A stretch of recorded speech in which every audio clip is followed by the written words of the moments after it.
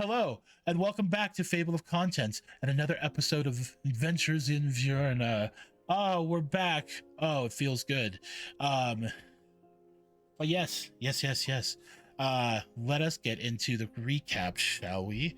Um, so last episode we had a good visit with the rest of our players because the dice said so. Of Adara and Moss and Mimsy meeting Baba Yaga, having an interesting conversation with her about magic and cricket hag and what paths you should go on and all the interesting stuff that we always have with good old grandma. But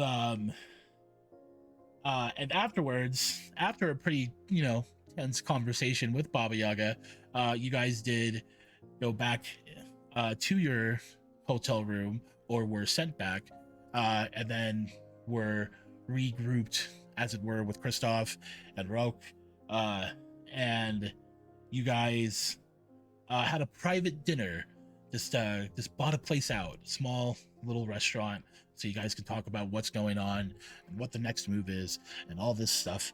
And we had some deep conversation, learned a lot, as we have been learning, like more about what's going on with Adara and Moss, and how intense the situation actually is, and then we look at a book that Adara and Moss hold close and took from home, and is this like ancient kind of Sylvan and hag kind of written language book.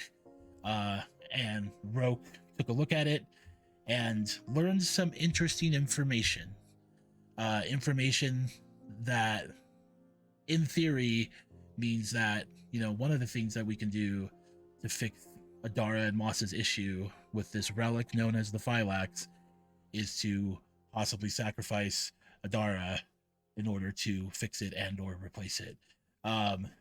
Him not saying anything to the characters yet runs off, walks away, leaves the restaurant in a bad mood, refusing to be in any part of it, and all of you ran after him, and that is where we left off last episode. And it is like late evening, and the village, has its a natural glow to it, or I guess I should say not so much natural in the arcane sense of the street lantern lights glowing on the side of the dirt roads, with their warm, golden glow spilling across the dirt. The evening sky is open with plenty of stars darted across, and it is late evening. There are some people still moving to and fro, enjoying their night of whatever they're doing, but mostly quiet, and certainly the sound of peaceful little crickets in the distance. But let's go ahead and for funsies, let's get acrobatics checks from the four of you. So everybody besides Roke, to see who just gets to Roke first, and see what's going on here. I rolled a 14. I rolled a 20. I'll choose not to roll, and I will just show up last. Okay. I rolled an 8. An 8, okay. So it's Adara, Mimsy, Moss, and Kristoff. Okay, cool. So how interesting. So Adara, you get to the door first and run out, and of course, Roke is not like sprinting. He's not running like as fast as possible. He's like speed walking, somebody who would be very upset and like going back home kind of vibe. But you just kind of jog to catch up to him.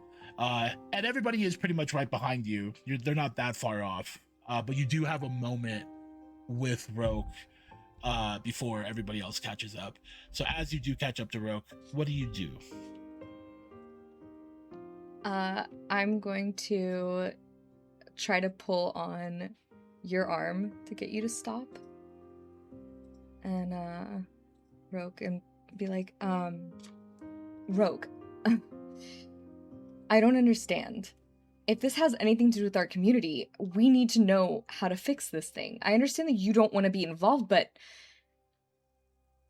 I mean, you have to at least give me an opportunity to make a decision. You can't just make these decisions for me.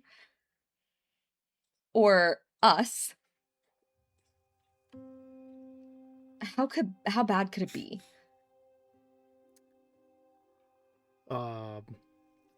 Are the streets like pretty clear right now? Are they kind of crowded?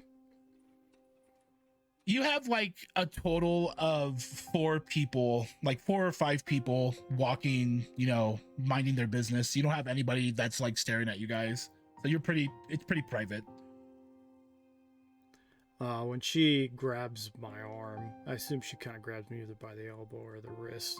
I'll whirl on her and I'll look down at her wrist and I'll look at her and let her say her piece. And I will kind of not rip my hand out of her hand, but just kind of pull with like strength. It is he's strong enough. It's like, give you the choice. Yes. No. And I will continue to walk. Rogue, please. Please? What? Please give you the opportunity to...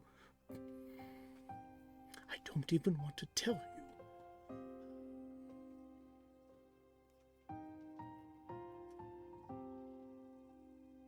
Mimsy, you would like catch up at this point. I'm just looking between them because I'm probably thinking the same thing as Adara. She's already asked the question that I'm thinking. Okay. There's another way. There always is another way. There has to be another way. And I will kind of start like rubbing the mask. Even though, it's been unsealed. It's been sealed for quite a long time. He seems to have like a tick of rubbing his face, and it doesn't do anything.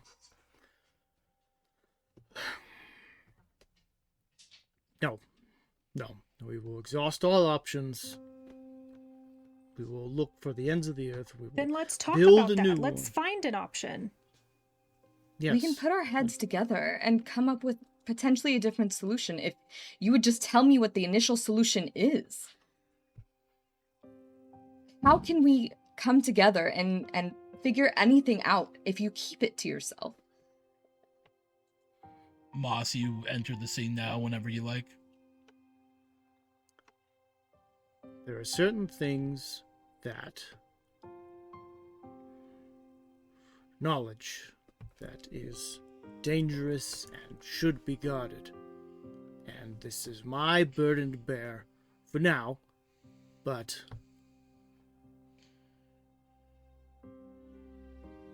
you're more important than that. You matter more. You matter more to your sister, and you matter more to us than to be...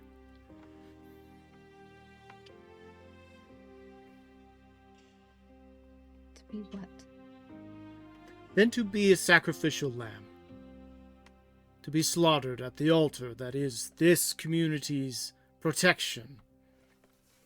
There is giving up one's life for a greater purpose, and then there is blood sacrifice, and there is a distinct difference.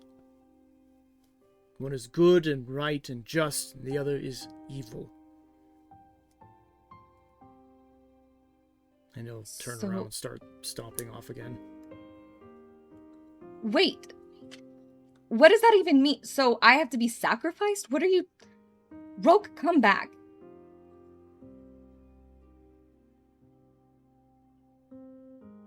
Just gotta keep going. Did you tell him that's why we're going to Freyloom to seek answers, sister? I feel like I can't tell him anything.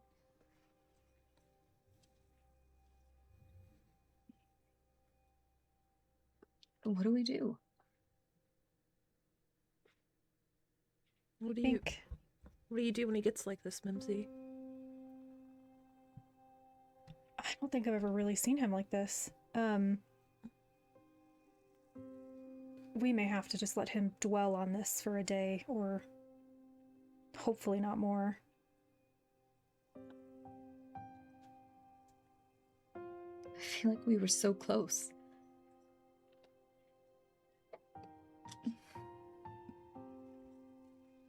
Okay.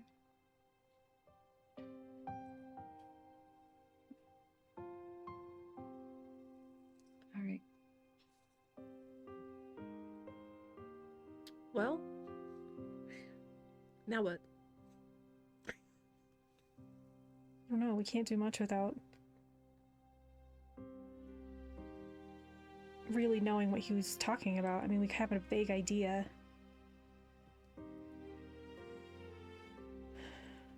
This is all I'm going to be able to think about.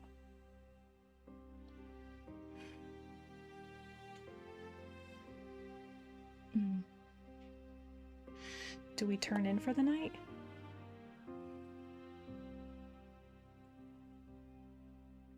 It is pretty late. I guess. What other choices do we have? He's not going to say anything, so.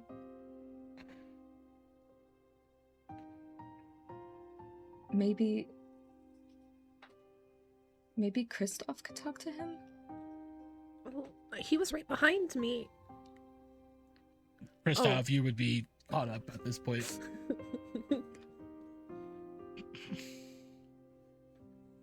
Unless said otherwise. Would you be willing? Oh. Sorry, my bad. You good? I believe that rest is what is needed. It's like another night that we had by the campfire. I think at the moment, time and space is what is needed to process thoughts. And I believe a good night's rest might do us all well, so that way we might be able to solve whatever issue might be going on.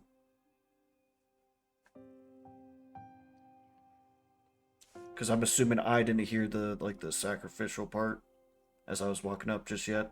I'm gonna say that the conversation wasn't necessarily quiet, so I would say that you heard it. It's just that you're just the last person, because this is all happening within roughly between 10 and 20 seconds of when the time that Roke is taking to speak. So everybody Moss and you would have heard the whole conversation. It's just when you guys engaged is all. But yeah. Kristoff, I understand that you think time would be wise, but please, would you at least try to talk to him? I will Please? do so before going to bed. If he is still awake, I will talk with him, and if not, I will talk with him in the morning. Okay. I'm not going to be able to rest knowing that I potentially have answers right in front of my face that are being held. I understand he said something about a sacrificial lamb and he doesn't want me to be that, or I don't know. But if it saves my community, wouldn't you?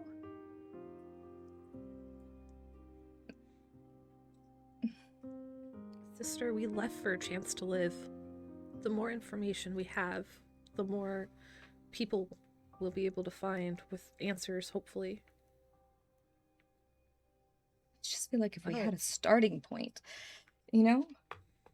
We do. It's Freyloon. We got the book. We got the starting point. We just gotta get there. Yeah, okay.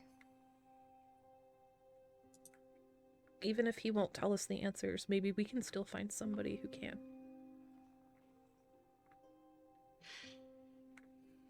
I still think he You're right. might open up just with a little bit of time.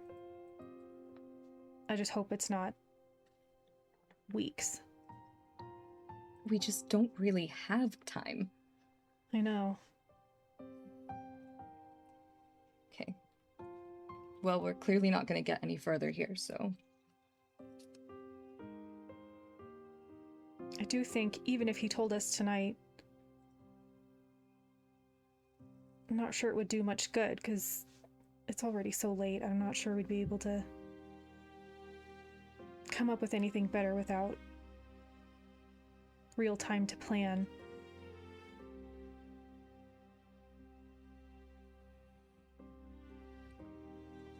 So wise, bird sister. I think I am going to take a walk, so that way I might be able to think about how to approach Roke and handle this situation. Get my thoughts in order to best persuade him. And then I am going to walk off into the town.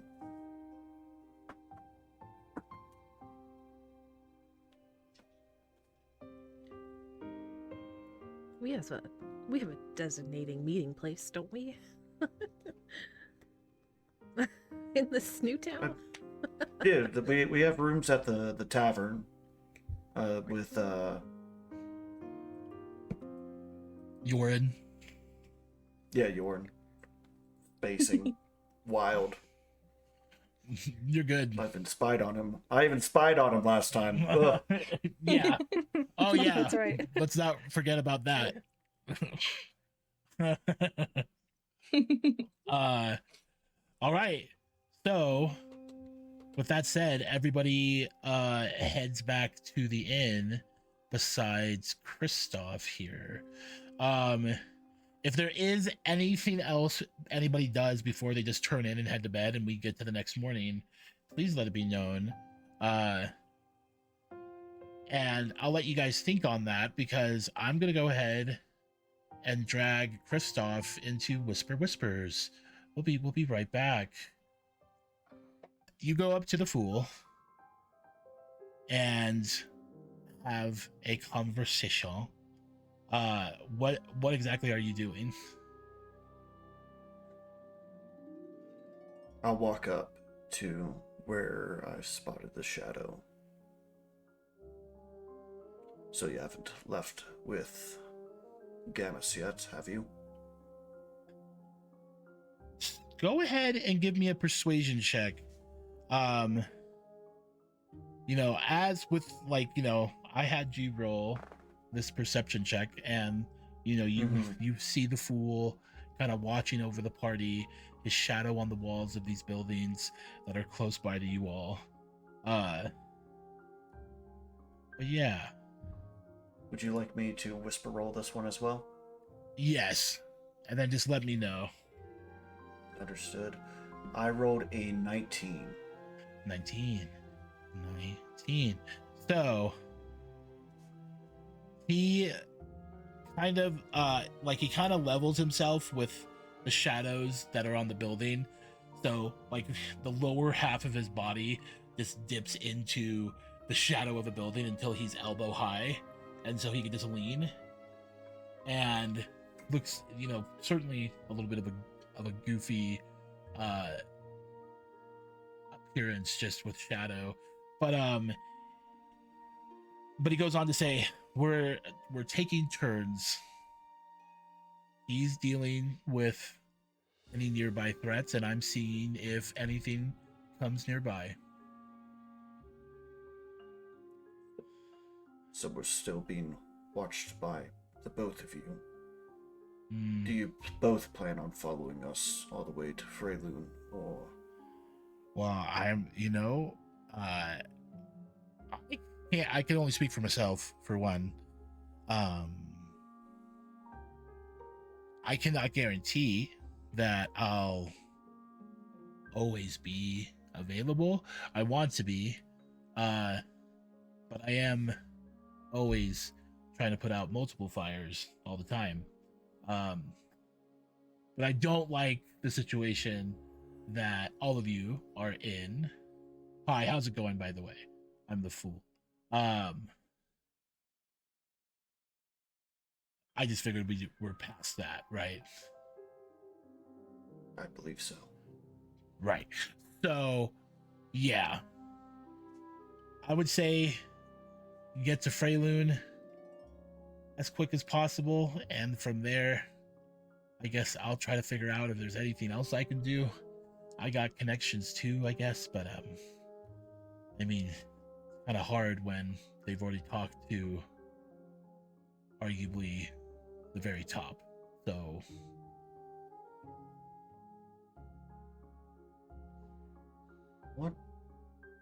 What do you want, fool? What do you gain out of watching over this party? well, the witches and I had a deal that we kind of made. Not necessarily a deal, but an opportunity to possibly help me. And I'm just kind of trying to, I guess, be helpful in order to be persuasive that they will help me in return. What is it that you want help with? There is a certain someone that is trying to also, and I'm so sorry, like I don't know if you've already picked up what's happening, but these witches are certainly in for one hell of a story. Not all witches get to meet so many archfey. Not all witches get to be it's such an introduction into the Fae in general. But and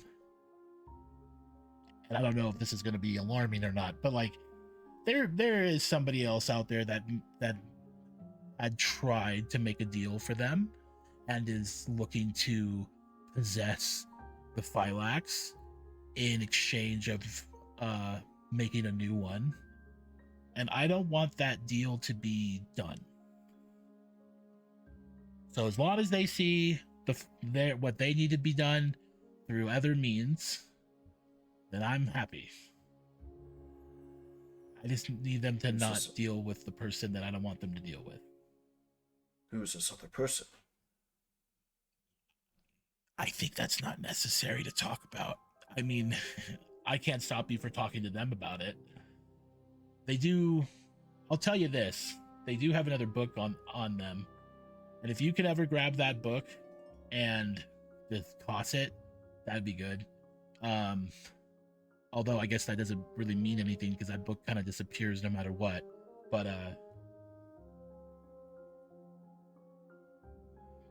yeah, that's all I'll tell you. But I'm gonna go ahead and get going now. Gotta keep an eye on all of your tails, crickety crickety or whatever.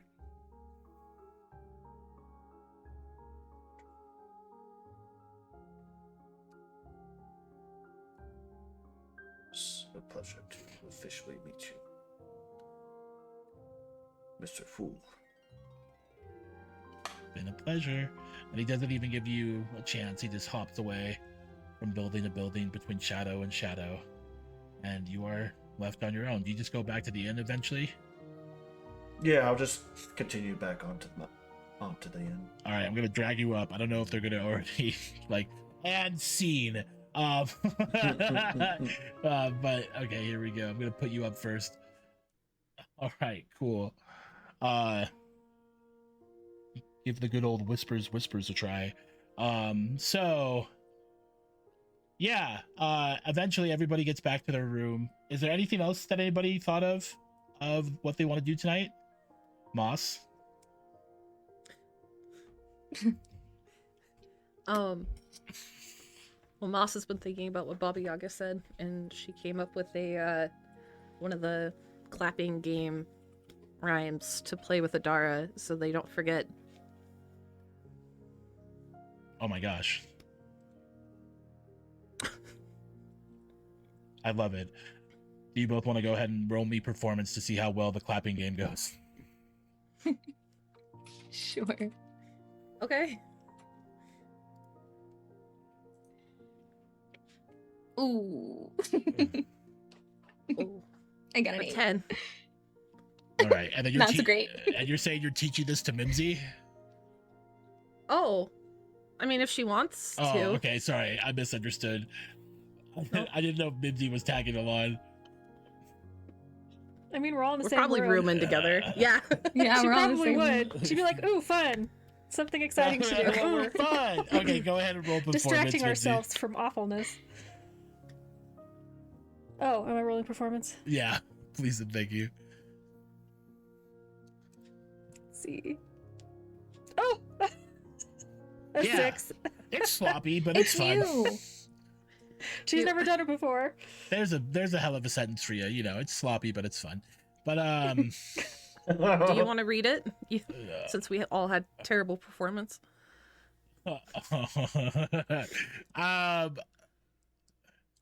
I would love for you to read it, Quest. Okay. All right. I practiced this once already. All right. Yeah, I want to hear it from ready? you. You Alright. got this. All right. Don't go where it's quiet. No, don't you try it. When the crickets stop their song, something wicked comes along. Hear the voices so soft and sweet. Turn around. Don't you meet.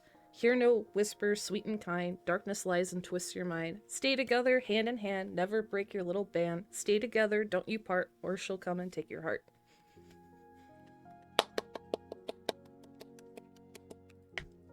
So beautiful. Yay. Beautiful. Yay! And It's scene. beautiful. We love it. Inspiration to the three of you. We love it. Awesome. So, with that said, everybody just kind of gets ready for bed eventually. Maybe most of us, possibly all of us. But we go ahead and go to the next morning. So the next morning, Roke, out of just curiosity here, what happens when you like wake? Obviously you don't necessarily sleep, but like when you start hearing people within the building waking up and possibly hearing, next door, your friends waking up and, bustling as it were. What is Roke doing when he first is ready to start today? So I sat in a chair staring at the wall and didn't do maintenance, so I take another level of exhaustion.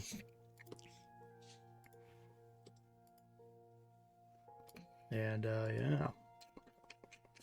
So this is probably gonna wake up Christoph, but you do hear this light scraping and grinding as I just slowly try and pull myself up. Oh no. And sitting in front of me is 13 different journals. Most of them open, some of them not. Various stages of age and flip through. There's a semi-nice bottle of wine that he bought but then didn't open, and I start getting up and slowly packing my stuff, and I'll make my way outside the room, down the stairs, and I'm just gonna wait at the wagon. All right. Christoph, I think you wake up shortly after Roke. Notice that he's already gone, and you already know likely he's at the wagon. Anything that you're doing this morning before getting ready for travel? Well, I promised that I would talk with Rogue, so I'm just gonna quickly put on my things and head outside and go to the wagon and approach Rogue. Yeah, Rogue. When you go outside first, you do see that Yorin woke up plenty early, has the two wagons already parked outside out front there, ready to go. He's already sitting on the seat with the reins in hand, smoking from a pipe, just relaxing. in the morning, early morning darkness, as it were, because the sun hasn't properly come up yet. But and he just goes, "Ah, Roke, good to see you. I hope you've slept well. I know you don't necessarily sleep, but you do look a little tired." As I walk up, he can probably again hear me walking. Yeah. Not very common noise. Yeah. Oh, a long night thinking, staring at pages, and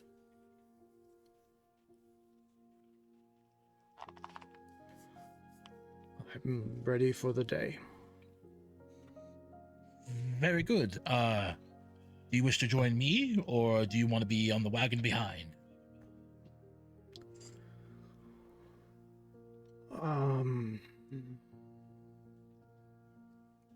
Your invitation is most generous, and I am honored by it, but I believe we may have much to talk about today, myself and my companions.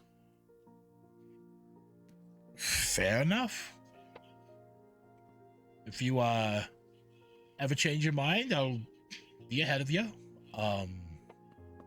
And have yourself a good day today. Coffee, brother. Maybe after the third stop. Yeah, absolutely. Absolutely. He turns to the other side and just goes, "You fucked it up so bad, Joran. Fucked it up. He's never going to want to be friends with you. Never again." Oh.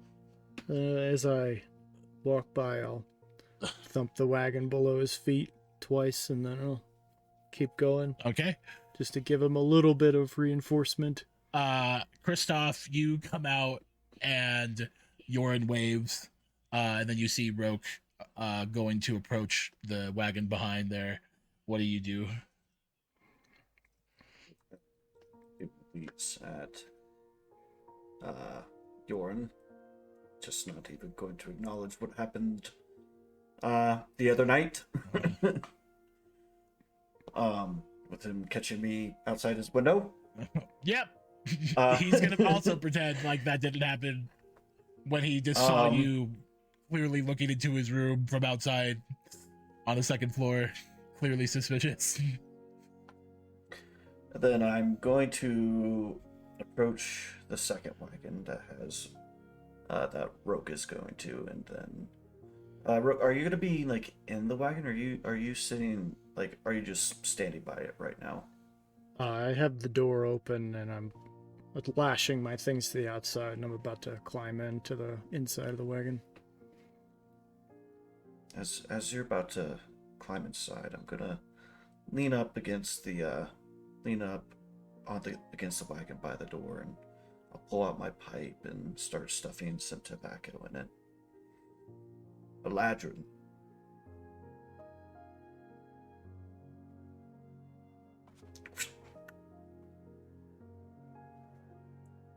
Eladrin?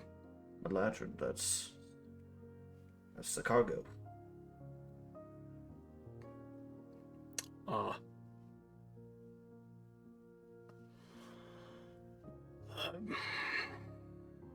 Do we know why? Unfortunately, I was caught, but I did hear Jorm saying that they will be safe there, and I believe this is for good deeds. They were fellow Winter Eladrin from what one that I could see before they scurried off.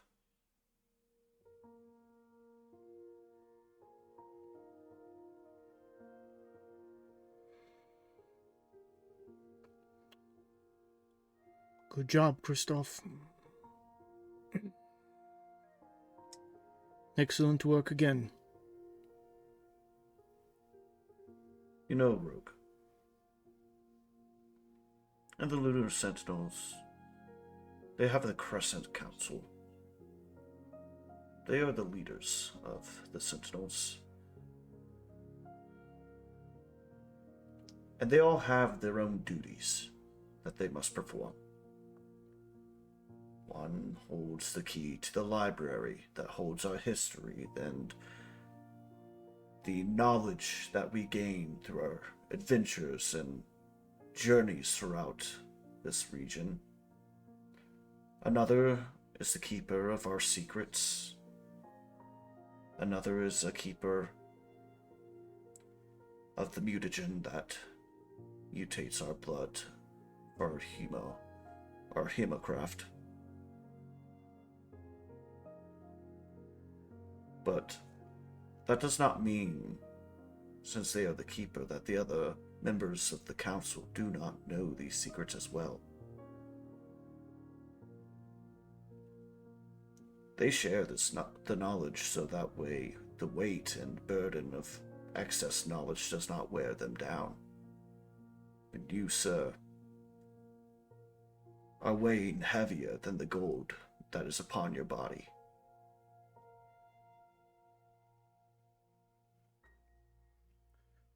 Above table, does Christoph, has he, I know he's told the witches, I believe, was Roke present for when he talked about his family? No. Roke was not present when Kristoff mentioned his family to like Adara, is what you're meaning? Yeah. Yeah, no, you guys were you and Minzer were in the wagon, if I remember correctly.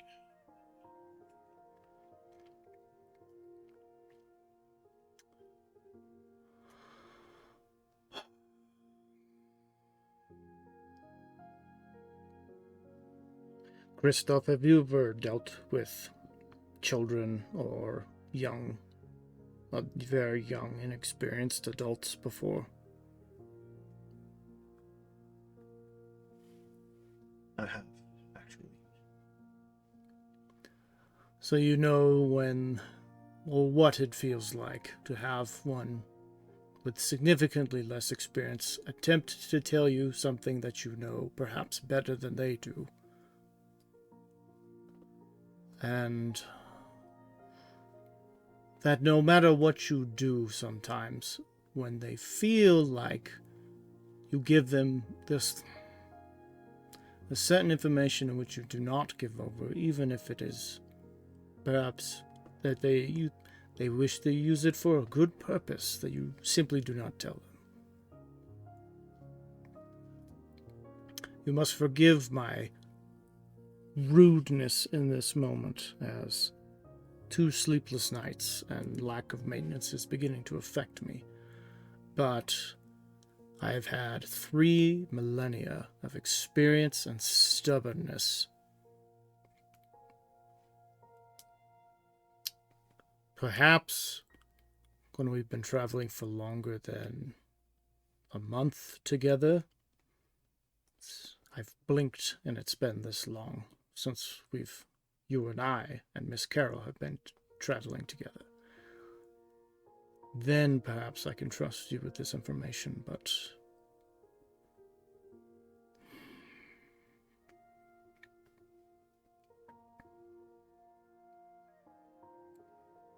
Say this. he's gonna. I do know what it feels like to shield those. I had 2 sons. And I know what it feels like to shield them from the terrors and of the nights and the knowledge and just evil of the world. That way they can grow up innocent and be the children that they are meant to be.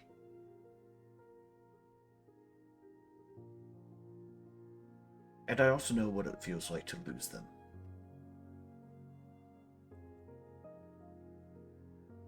It's been 10 years now. And I regret not letting them see some of the evils of the world with me by their side.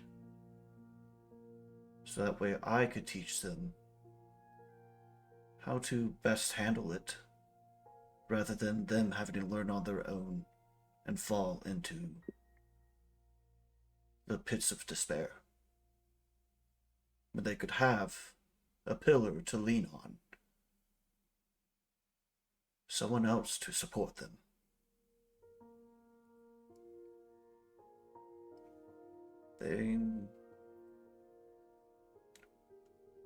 They are pretty much would be adults now. I can only imagine the hard lessons that they had to learn all by themselves, without someone to support them. It seems like you do deeply care for Moss and Adara and Mimsy. I see that you are trying to shield them. But if you shield them to the point that they cannot learn, what is the point for them to be able to live on their own?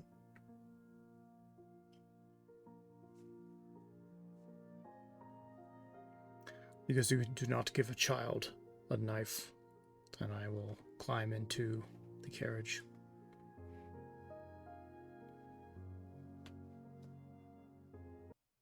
I think in that moment, Adara, Moss, and Mimsy, you guys are coming out of the inn yourselves, and start to just kind of load up.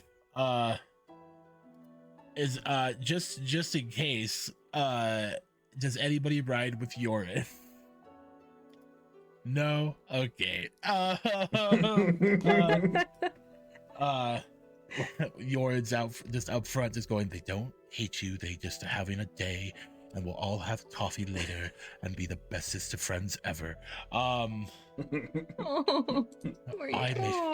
You see that Yorin looks at like a small sack next to him, and then there's marshmallows and chocolate and graham crackers. He's like, we're gonna have the best time later, it's fine. I love him. I know he's keeping secrets, I love but Yorin. I love him. He's so sweet. So yeah, you guys head out. Who is gonna ride shotgun for the wagon? Moss is inside. Like, Oh, I'll Kristoff, do shotgun. okay. And then is everybody else just wanting to be inside? Okay. Yes. I Everyone, think so. cool. So Without a doubt. without a shadow of a doubt, sounds good. So as you guys take off, you know, it's like I said, it's early in the morning by the time you guys take off, and probably just the very early signs of light are at the top of the tree lines as you guys move forward and get to like the entrance into the Whispering Willow Forest proper. You know, when you're heading east, basically, to get into the forest proper, you know, you leave Tree Pass behind. There are plenty of other wagons and people on horses or on foot that join you guys around the same time. It seems naturally people will leave in groups because, you know, strength in numbers and everybody's traveling, and this forest can be dangerous. So, you know, always good to travel in packs, as it were. But you do have fair distance between fellow wagons and people, as it were. You know, this road is, you know, fairly wide, pretty, you know, wide enough to have several wagons riding side by side. And as you guys get closer and closer to like the wall, the tree line of trees that that you guys approach, all different sizes, some of them so ridiculously tall that it's truly unreal once you actually get up close to them, because it makes sense from afar, but then when you get close, it's truly wild how wide and tall some of these trees are. And it's like, for those, I don't know, like, to be a little cutesy dootsy above table, if you've ever drove through like South Washington or most of Oregon, it's basically just trees on either side of the road, just walls of trees. And you see like cedars and pines, and then dotted throughout, like deeper in the woods, next to these small little personal ponds, like little personal reservoirs, are these willow trees, all again in different shapes and sizes, some of them bending and making unique shapes with their trunks, some mostly straight for a willow tree, that is. But yeah, not just a specific tree, but several varieties and breeds of tree, as it were, as we enter this place. Let me go ahead, go back over here real quick. And by the time you guys, you guys will be traveling for the better part of like a couple hours, 2-3 hours on your first day of travel. I would like Christoph to, or whoever else, depending on who wants to do it, I want one of you to roll me a survival check, and you can do it at advantage because of help with Yorin, to see how much you guys travel today. Does anybody else want to do it, or do y'all just want me to do it? You can do it. Okay. Like one is fine.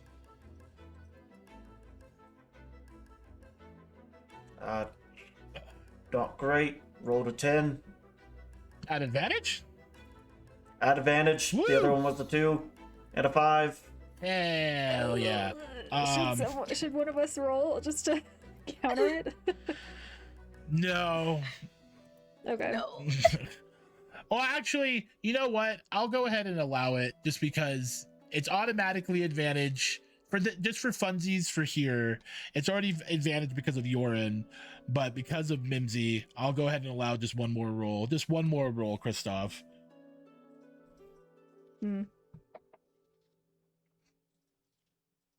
Well, Mimsy got a 19, so can we just use I did. Mimsy's? Okay, so Mimsy helps by rolling. It was before you said Christoph rolled again. I rolled it right as you said that. I was like, So it's interesting. It's interesting how travel works today, because even though you guys are, most of you are not going to be, I think the only person that would be familiar with this road is Roke, by the past and just reading up on whenever he's reading up on travel, I guess, travel books. But also, obviously, Christoph, you would recognize it. But for the rest of you, you don't recognize this place. You haven't traveled on this road before, but it is pretty freaking straightforward. There's really only one direction to go unless you want to be lost deep into these woods, or into this large forest. So, you see that Christoph is having trouble, like, guiding this artificer horse. And so These are not like normal horses. And Mimsy like kind of gets up there and is like, okay, hold on, this is how you do it. And you guys have a couple of pit stops here and there. But with you said 17 or 19? I'm sorry. For the survival check, Mimsy. 19. 19. Okay, so with a 19, you guys do good. You guys easily cover a good 30 miles. You guys are roughly 100 miles from Tree Pass to the nearest village that has the services to get you down into the crater. So not too bad at all for your first day of travel. Is there any conversations that are wanting to be had during this first day? Yes. Can Mimsy. I hear, even if we're just sitting, that Roke is creaky? Yes. Or do like the sounds of the wagon kind of disguise it I for think the day? Mimsy knows by heart the sounds of Roke Okay. when he's not properly repaired. Yeah. So she's definitely going to turn to him, probably pretty early on, and be like, have you not been doing your maintenance?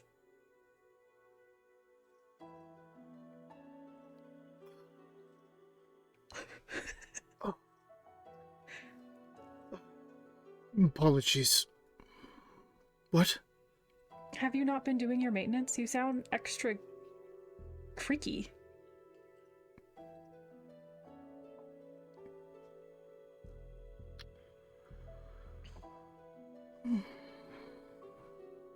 I do not recall. Can I take that as a no? Well, I guess we have had a lot going on, so... But we have to address it today. Otherwise, you might not be able to move tomorrow. I think I have a few more days left in me. Do you want to do that? Not particularly. Okay. I can help you with it. I'll remove my helmet, coif, and gloves and roll up the sleeves of my padded underjacket. Okay. She'll get some of her little tools out and start working on what she can. Even though I feel like we're probably moving at this point, just to try and alleviate some of the squeak.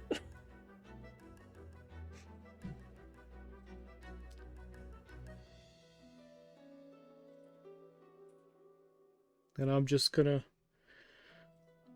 probably stare out the window. My eyes are very dim.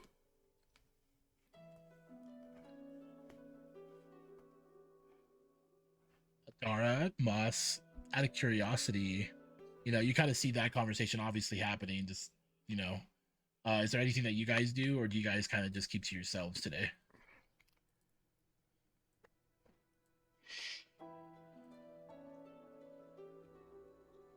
Do you want to try to cheer him up, sister? He looks a little down. Oh. Right. I was thinking he looks like he's in a weakened state.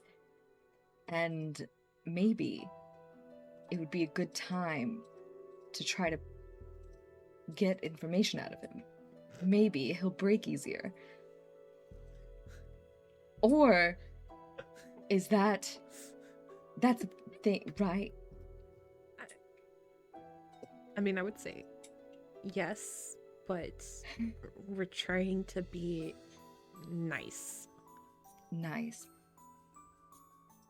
And I guess that's not. Well, my mother did Maybe- it, so probably not. All right. Okay. It's a good Sure. benchmark. Right. Yeah, that's the wrong thing to do. We could well, we know he doesn't like soup, so maybe we can offer to translate another one of his journals. Oh, Work on that. honestly, yeah. Maybe that will also get us back in his good graces. He seemed to Yeah. really enjoy that last time, and yeah. It's a I great could idea, call Dora. sister. Go ask Oh. him. Oh, right. Sure. Yeah, of course. It's definitely my idea. That's why I'm gonna go do it.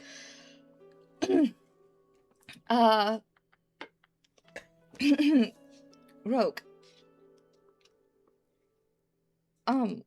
He doesn't move. Okay, that doesn't hurt. Is it okay if we had another one of your journals? A blank one, and maybe the next journal in line to be translated? Or not? Or so? Or not? He doesn't react again. You can't tell if he's ignoring you or just so somewhere else that he can't hear you. Roke, are you there? So just kind of like wave his hand in front of her face and wave her hand in front of his face.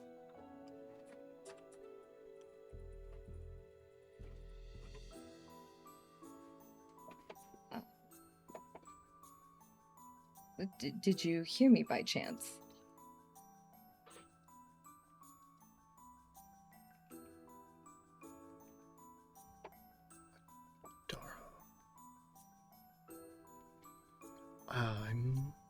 My apologies. I was far away. You were right here, like literally the entire time.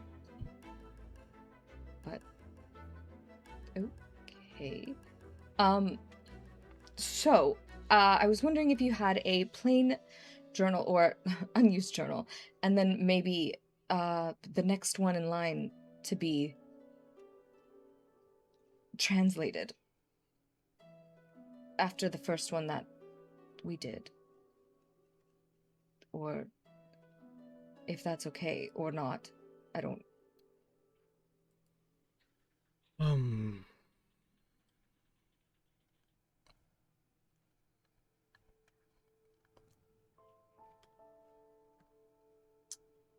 Why? What? Do not mistake me and forgive my rudeness. I am by years weighing upon my body more than I have in quite a long time. And I am a bit sluggish. Do not mistake me. I still am incredibly thankful for what you and your sister did, but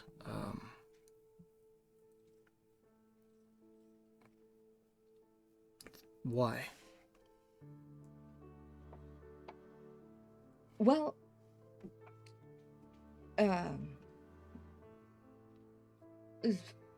we're trying this whole nice thing, and my initial idea, if I'm honest, I know you appreciate honesty, was to try to hound you now because you seem to be in a weakened state.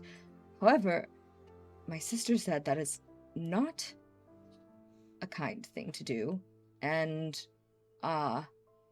so we wanted to do something nice instead, because you seem...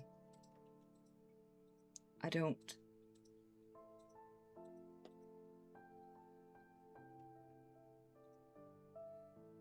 Whatever this is. Sad. It doesn't feel angry. Sad.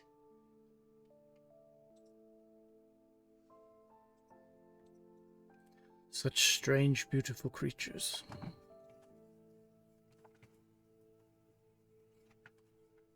What are? What? What are strange, beautiful creatures?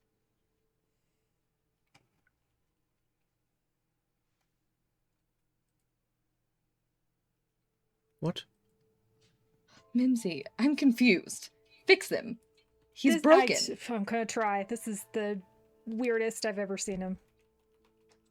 I think He's part of his brain broken. might finally be going. Oh no.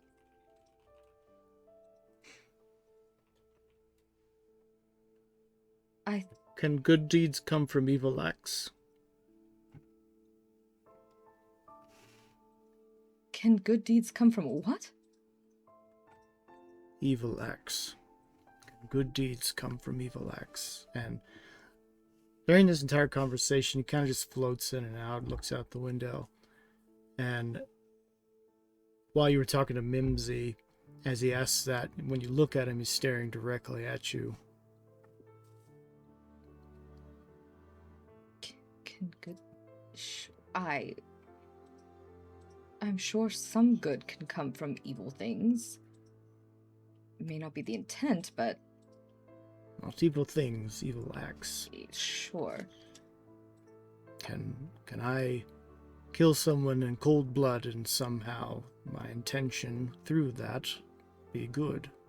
Can I steal from a poor man who may starve or to give it to a poor man who will starve?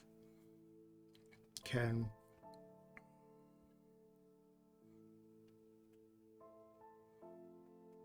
Can I sacrifice one to save the many?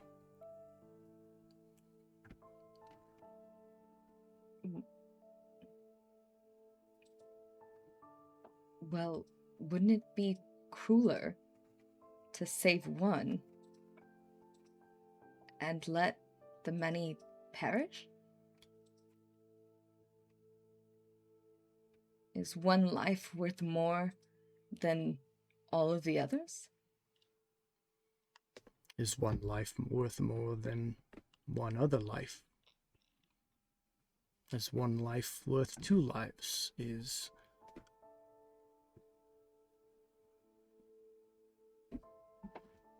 This is not a theoretical thing that you ask me to give. You are asking me to give you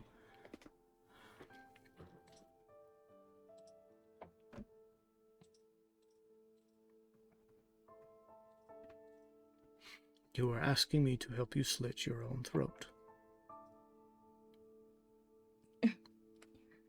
What are you talking? That's really extreme.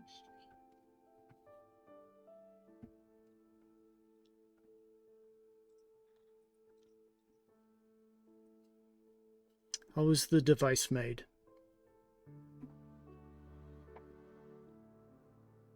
I honestly don't know. I know that our founders, some of them, sacrificed themselves to become parts of the community. For example, our organ orchard that I helped tend and my heart tree was created by a sacrifice of a witch, a blood witch. She willingly sacrificed herself, and her organs were used to create these trees, this orchard.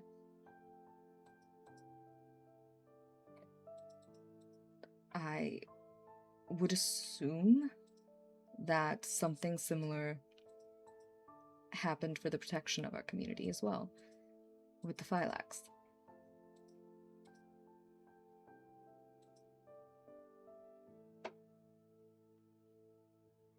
Just gonna look at Moss.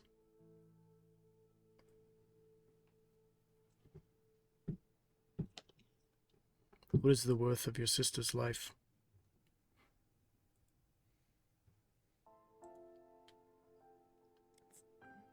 It's not my life to decide.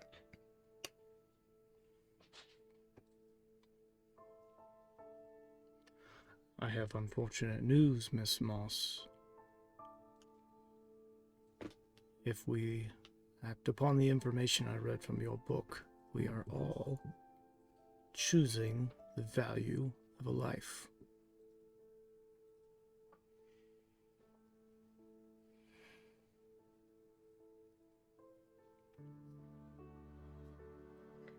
I think the sacrifice should be up to the person sacrificing themselves, but I was hoping we could find another solution.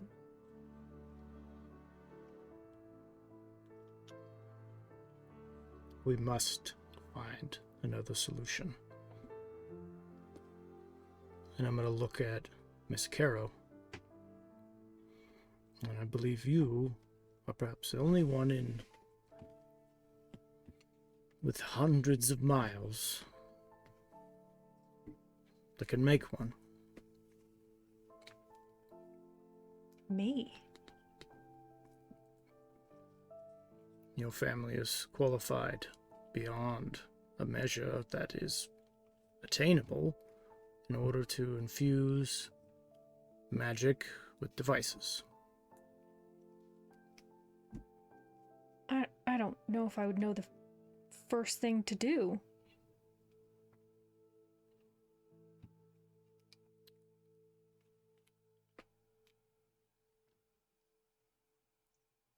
But I did say I would try.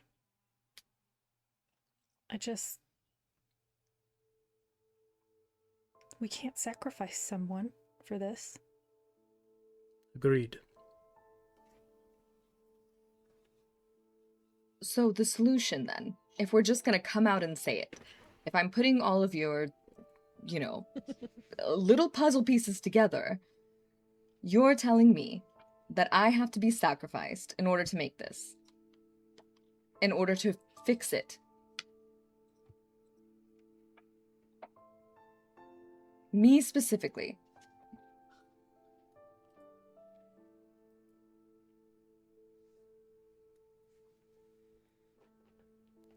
Or someone.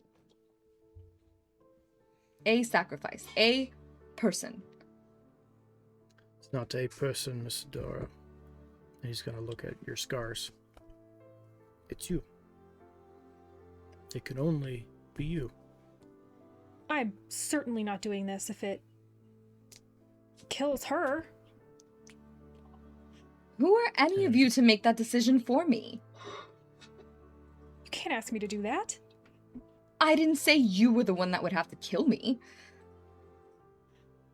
If I were to tell you how to do the ritual, am I not killing you? Am I not giving you the knife?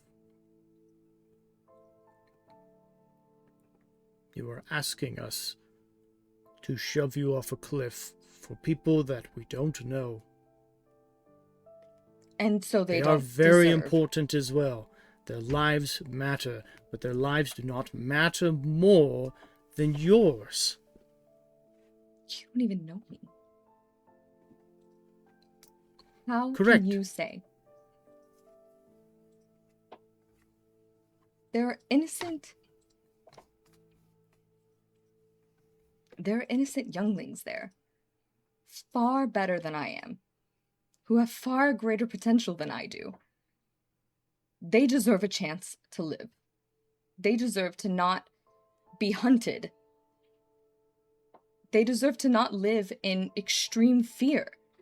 Right now, they're in extreme danger. Agreed. The choice is simple but never easy. There is, and always will be, another path. And how long will it take to find this path? Enough for I our do not community to get wiped out? Is that a chance you're willing to take? Yes. And I shall own the lives and blood of all those that die, and they shall be forever upon my conscience. But not mine. No. We are talking about like the extinction of our race if we don't do something. I mean, this was the solution we thought could work, but I don't want to lose Adara. So shouldn't it be better that we study this past solution so that we can find something better?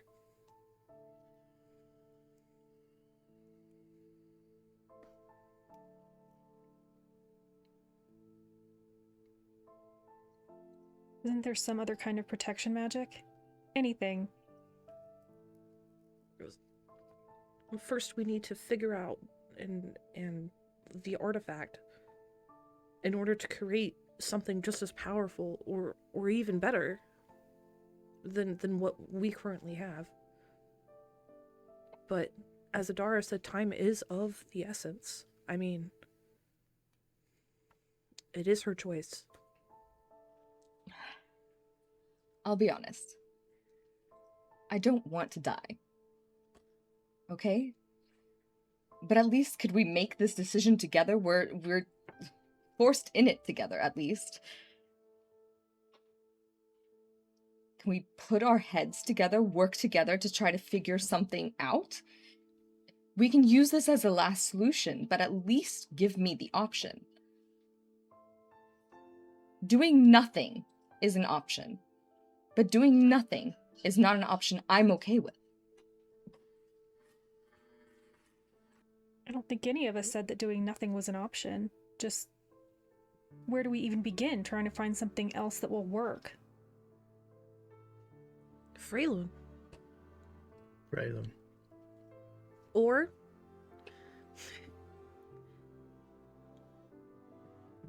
Oh. Oh. Moss is gonna look really nervous.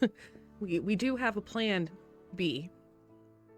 If Freyloom doesn't work out. We told you, right? The Feywild?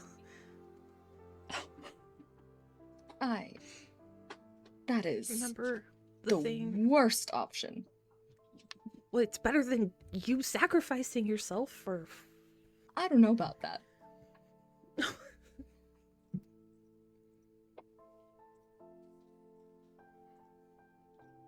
If you sacrifice yourself, Moss is alone.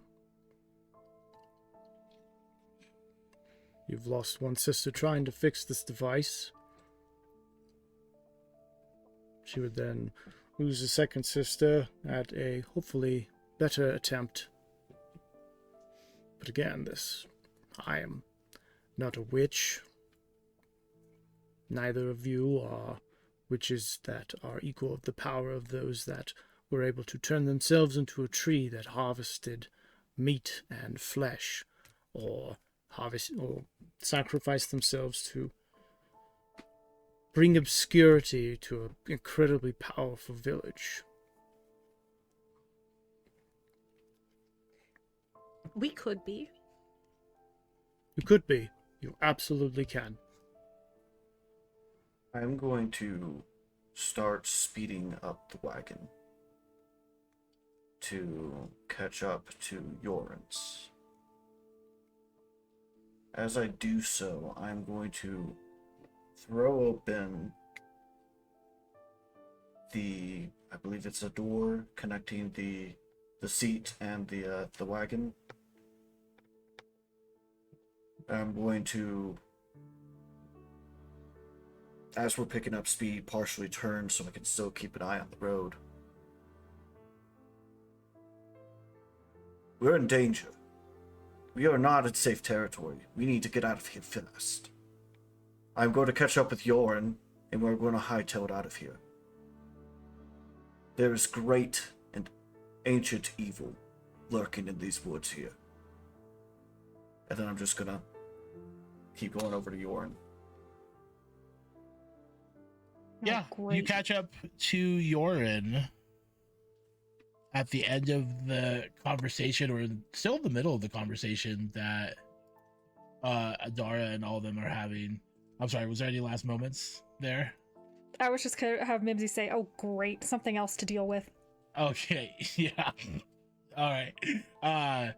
You go up to Yoren. Yoren looks over and he sees that you're picking up speed. And he pulls out a sack of toffee. He goes, "Couldn't resist, could you?" Go! Huh? Go! Oh. Full speed, Oh, now! this is serious. Okay. And he goes, "Ah!" And he doesn't question it. You guys just pick up Does he speed. think it's a race? No, he knows better. If it was Mimsy behind the wheel, he would absolutely think it's a race. But yeah, you guys take off, and all of you start to realize inside the wagon that the sounds of insects does get a little louder, but there's also an unmistakable consistent sound of crows along with those insects. And in the distance, you can't help but hear a howl from a wolf. And it does seem odd that you could hear all these sounds. And also, when you look out of the wagon, you see that you are no longer present with other people. Nobody behind you that you can see, nobody in front of you that you can see. There does seem to be something very bizarre happening. And next to Moss, you feel something on your ankle.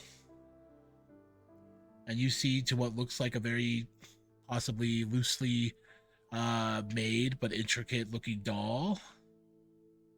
It has the skull of a squirrel. It has little antlers on it. Okay. It's put together with sinew and branches and roots and bones. Okay. And it has little arms and little legs.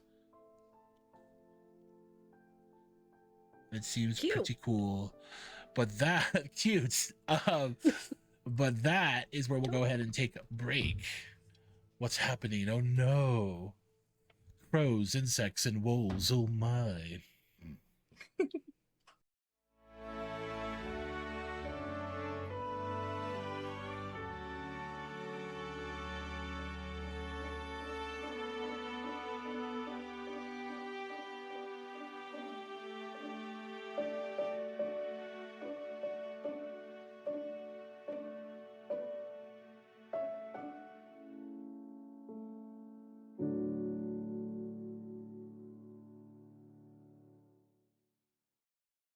And we're back. Anyway, so for the rest of you, we do notice, obviously, Christoph increasing the pace, increasing the speed of the wagon with Fellfoot, just pulling the wagon as hard as they can. And you guys are right. Oh god darn it. Forgot that we are on these absolutely significant mechanical horses. We covered way more ground today. Anyway, the power of mechanics. Engineering. So you guys covered actually way more than 30 miles, more like around 50 miles today, with the 19 from earlier. But anyway, small stuff. You guys are racing. Moss, like I said before break, a cute little dolphin. So cute. Freshly made. Look at the sinew that holds everything together. Wait, it's freshly made? Freshly made. Like this is like with no roll, you still would guess like 6 hours ago, 8 hours ago. Like freshly made. So the sinew is still like moist? Yeah. Sorry, Moss would be all about that. Yeah, all Adara right. I know what's you the and me rule hate about it, but picking Moss up- loves it. Like I want to turn to Adara. Like, what's the rule again for picking up magic items that we don't know anything about? I kind of point. Oh my god, it's adorable. Right? But I don't want to touch What the heck it. is that? Don't touch it. I don't wasn't gonna. know. Is it a friend? Okay. the four of you Uh-huh. can roll history checks if you like. Oh great, yes, that's my I don't think Mimsy would have Mhm. any 12. idea what this thing is. Ooh. Oh, hell yeah. Oh, Okay. Well then. All right. So Sure I enough. rolled a 19. Adara, what did you get? I got a 12. Okay, Boss, what'd you get?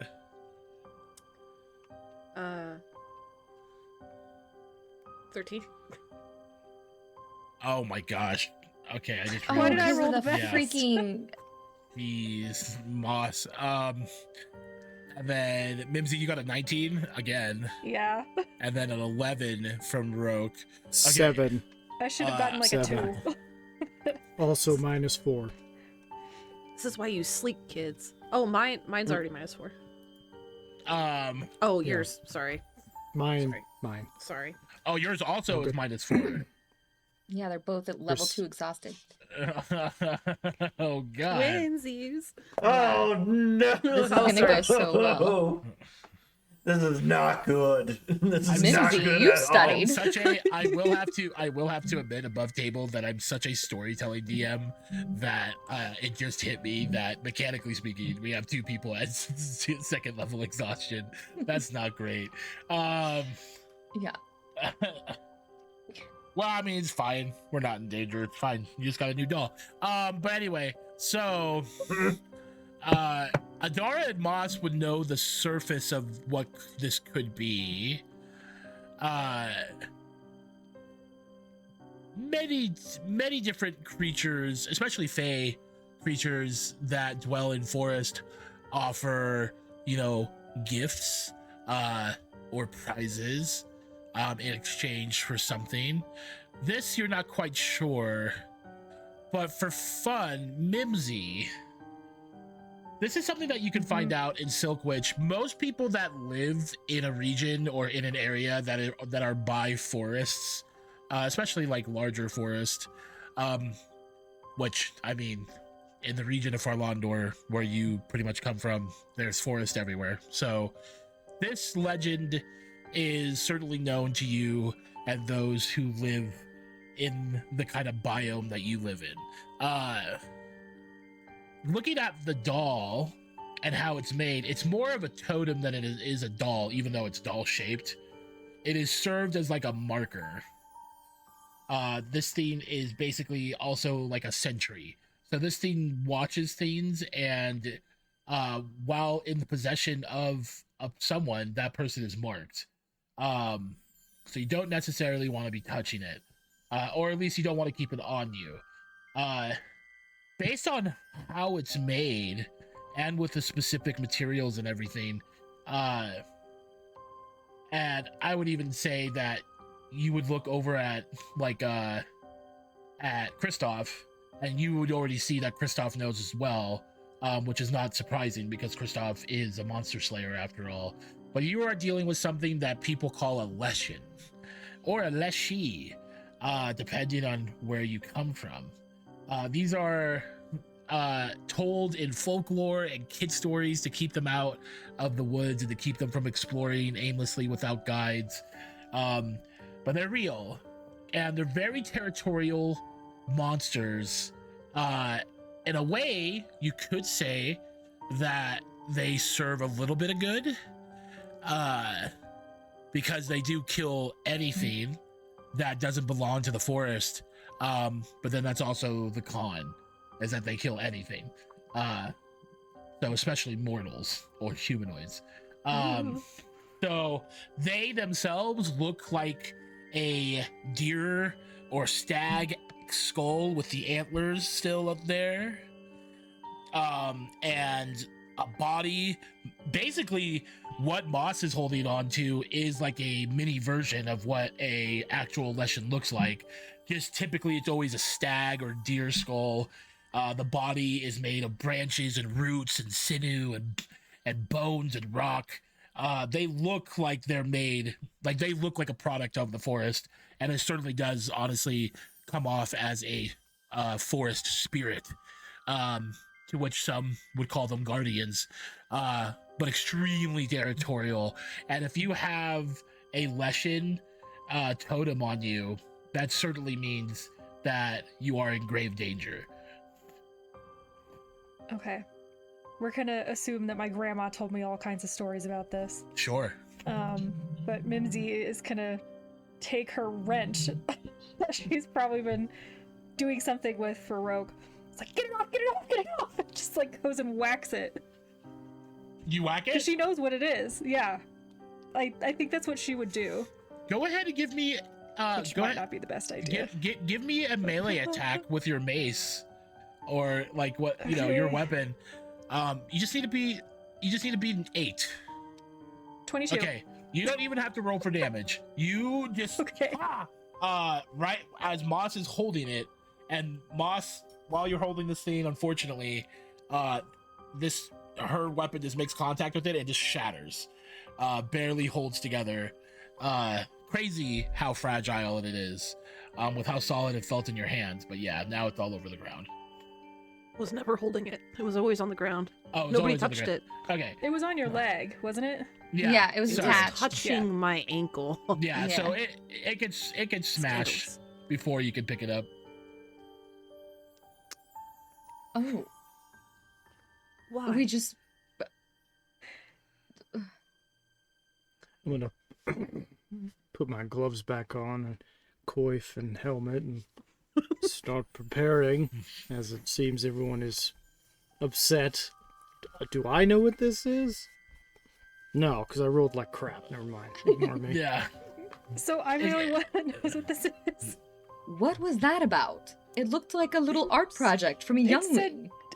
My grandmother told me about these things. If they hold on to someone for too long, really bad things can happen. So I knew it wasn't a good idea to keep it around. Okay. Like it's sent as a messenger? Or by the thing? Or is it sent to warn somebody of the bad things about to happen? Just from what I remember, legend says that they kill anything that's not part of the forest. Anything. Including people. That little thing was gonna kill us? Maybe. Okay, great. Better safe than sorry. Really gonna start putting everything on. Giant crickets, hag, now this tiny doll, killer doll. I'm gonna pick up the pieces, I guess. Sure. Scoop 'em up. And I Soup? guess I'm gonna Oh, go Moss is probably so sad. go out the window and just be like, hey, Kristoff, Mimsy said this thing was bad. Should we be worried? Dump it off the wagon. But it was kind of cute. That is a totem for Lushin. That thing, what he said.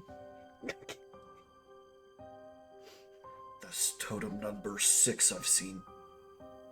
6? We need a... What? Hey, Mimsy, Kristoff said this was number 6. I heard him. Oh, okay. I keep my wrench up just in case another one comes in.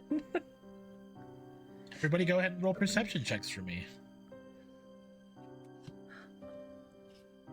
You need a new one for me, or... Yes, if you like. 13. 19. Moss, son of a gun. 8. Oh my gosh, Roke. One. That's worse. That's even worse. Ooh. Come on, One. man. It's so I'm accurate, trying. though. I'm fumbling around with my shield. So well. Oh. And then Oh, Kristoff, you got you clicked 9. persuasion, I got a Roke. 9. You clicked persuasion instead of perception. Roke. It doesn't matter. Okay. Is it the It's fine, same? it's bad. Yeah. Oh, great. Cool. Cool. We hate it. It's actually, let me correct myself. It's a 0. No! Oh, I'm just kidding. Take Oh, it back, okay. Rekha. so, JK. so even worse than a 5. No. Okay, got it. Yep. sorry. My helmet has fallen in front of my eyes. Okay, perfect. Mimsy, you watch Moss just toss the remnants of that totem off, and you see some of the pieces hit the ground. You look out the backside of the wagon, you see those pieces but then you see those pieces keep rolling, and you could swear that all of them just keep rolling together and then off the road into the forest.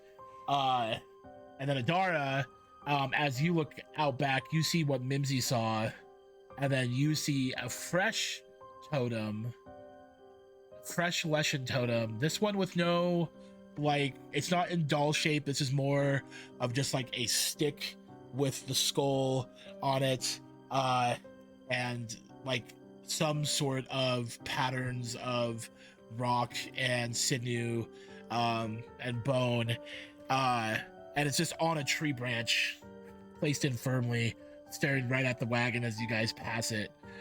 So that's your first sight of a totem. Something else that you hear, Adara, is that you hear insects, not just crickets, but you hear a few other types of insects. But you hear insects, and then soon after the insects start making noise, they don't as soon as they stop making noise, I should say, you hear crows. And you can swear that crows and insects are talking to each other. You're not sure how else to place it. It's just, they never make sounds at the same time. So it sounds as if they're talking to each other. Well, great.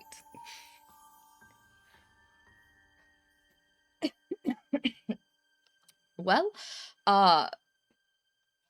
if the crickets weren't bad enough, it seems like maybe, I don't know, the crows that we hear and the insects are talking to each other.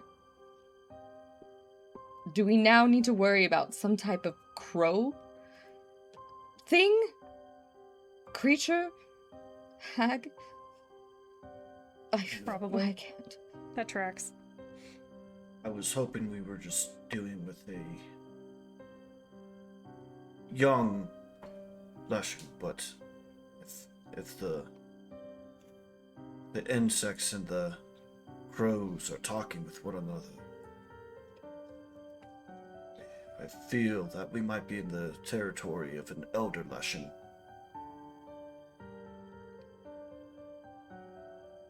Add it to the We have list. sway. We have sway over the flora and the fauna, over the grove and forest that they reside in. Is there any way to appease it other than, dying? A show of goodwill? Or is it just murder? Our best option right now is just to run. Well, great. Wait, where was that? Where is the little doll? I smashed it. It got smushed by. It's gone. It got smushed by Bibsy. and I know, then but you were thrown up. saying that there was the other one. It was on a tree that you guys drove by. Okay. So it was just chilling on a tree, like kind of staring at you guys as you drove by it. There was another one in the tree, by the way, the little doll.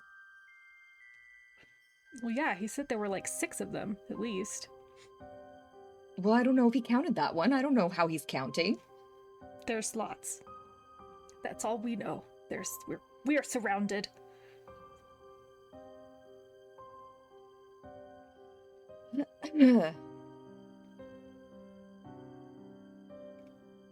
Well,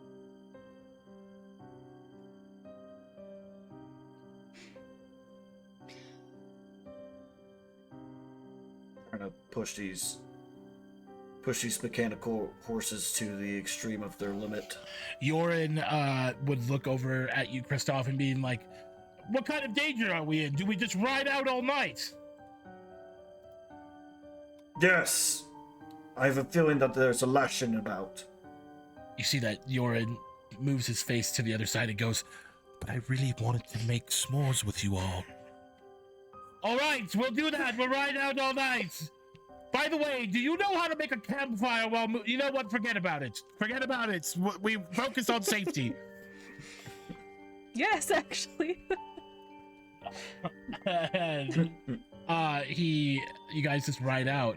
So it's not that the horses are running at a full pace, like as fast as possible, because Yorin would not allow that, just mainly because if you push these horses hard enough, it could end up in a prolonged pit stop, which is something that we want to avoid. But you guys are going to ride them out pretty late. Now, here's the question that I would like to ask. Who's going to ride the second wagon all night while Yorin rides the first? Like, who's going to basically risk sleep? Or if you guys want, you can take turns, but up to you guys. I only need 4 hours. Level 3. no. Level 3. Fucking Well, I not mean- sleeping. I Are can you take- kidding? I can take a turn. I guess we all Attempt. I'll have to take a turn. Like, Oh, I don't know if I only any of need us will be 4 able to hours of actually rest. sleep. I only need 4 hours of rest, so I can go for a while. Okay. Okay. So who's going to be the first So- one to ride out? Are you just going to ride out for the first 4 hours, Kristoff? Is that what you want to do? Or do you want to be on the tail end of the long rest? Oh man. I feel like I should be in the tail end just to make sure that we are out of the danger. To be able to tell if we are out of the danger. Sure. Kristoff should probably nap now, and then be awake for the latter half. All right then. I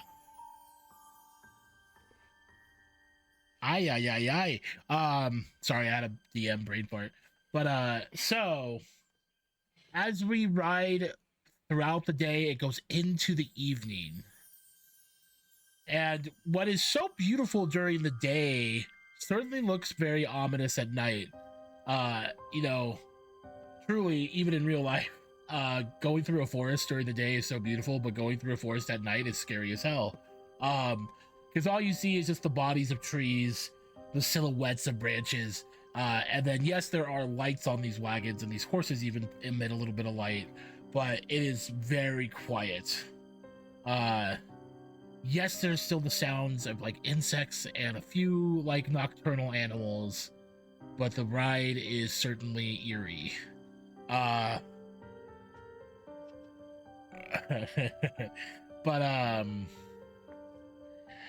you know, so you guys have the light rumble of the wagons as the horses just ride out all night. Thankfully for artificer horses, they can handle that without exhaustion, as long as you keep up the maintenance and what have you. But with that said, Roke, you said you're gonna take the first 4 hours? I'm gonna try. Okay. Go ahead and give me a perception check as you're riding out. Everybody else is doing their best to sleep, and Yorin is just cranking out for him. He's just been riding all day, and he's doing it. 12. Okay, the 12. Yorin kind of looks over at you and goes, you know, I don't need much sleep either, but I must say, Roke, you really don't look so good. Compared to the first day I met you, you look, well, my friend, like shit. I feel worse, and I know at my older age I no longer benefit from the trance that we once had. I'm sorry to hear that, my friend. Is there anything that I can do for you? Keep an eye out. By the way, do you know exactly what we're dealing with? If I may know what's happening? I trust that it's dangerous, but... Kristoff did yell it's a lesson, right? Yeah, Yorin doesn't seem to know much of that. What I assume I probably know. Yeah, I mean, so all of you would know that Leshens are fey creatures. So they're actually not normal. They're not like which is interesting, I guess, in a high fantasy sense. But they aren't normal to Veurna. They've come from the Feywild, and they feast off like Feywild things. So it's certainly very chaotic when they are in, you know, a prime material world. But yes.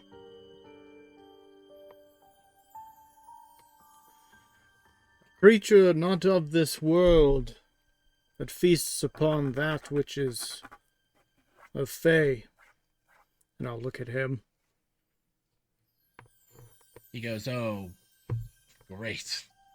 I know of many evil things from the Feywild, you know? That being my original home, but, oh.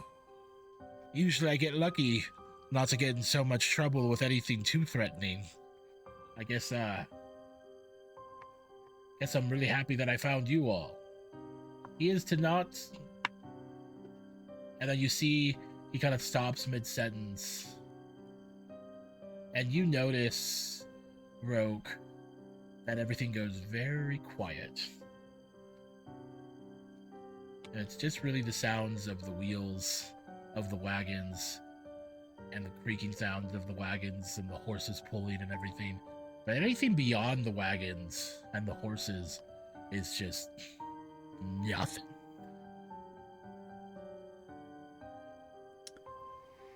and you hear Oh, Yoren look at you and you go, "Do you hear that?" And you see that he puts his head up, see his ears, like his elven Eladrin ears twitching a little bit. As you both hear a small girl's voice. Like a girl that would likely be no older than like 5 or 6, maybe 7. And it calls out, it just goes, "Yoren! Yoren!" And he just goes, That's impossible. That can't be. And he looks over Yoren. to his right, trying to look for the source of the noise. Yoren. Yoren, look at me. Go ahead, give me a persuasion check. Shit.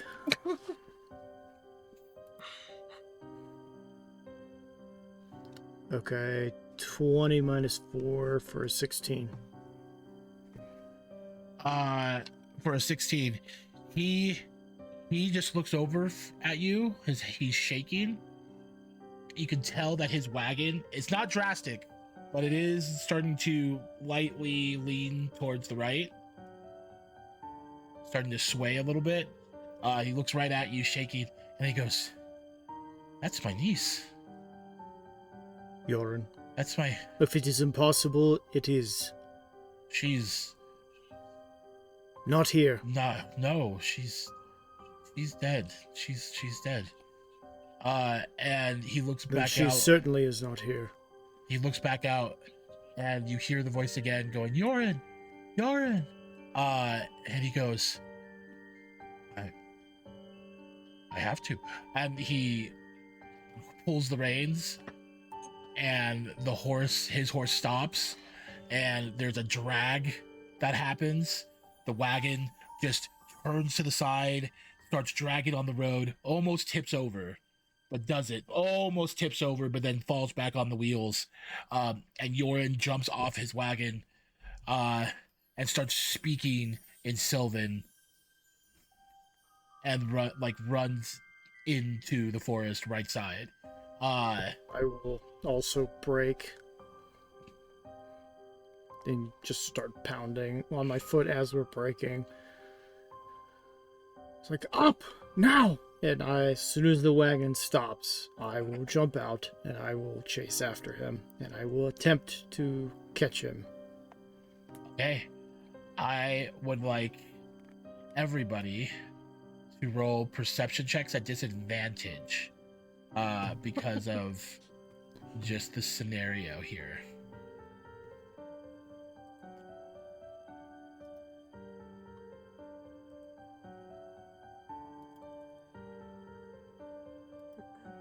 Two. Yes.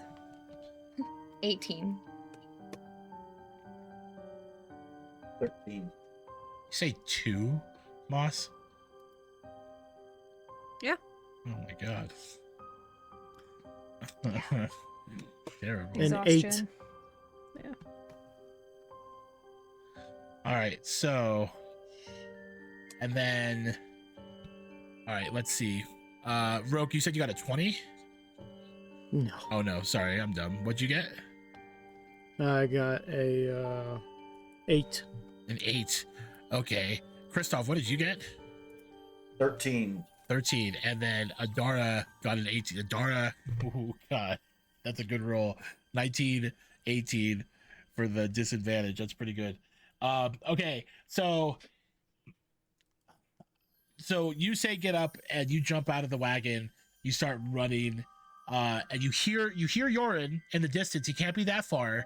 Adara, you and everybody else violently wake up, and get tossed around in the wagon a little bit, feeling like you're about to fall out of the wagon. And everybody else is kind of still waking up and processing what just happened. You're already awake. You head out the door. You see Roke just taking off into the woods. The wagons both pulled over in the middle of the road, and Roke is like yelling for Yorin, and Yorin sounds like he's a little deeper in. Roke is running off, and Yorin is running off. Did no one learn anything from the hand clapping game? We were warned. We didn't teach it to anybody but Mimsy.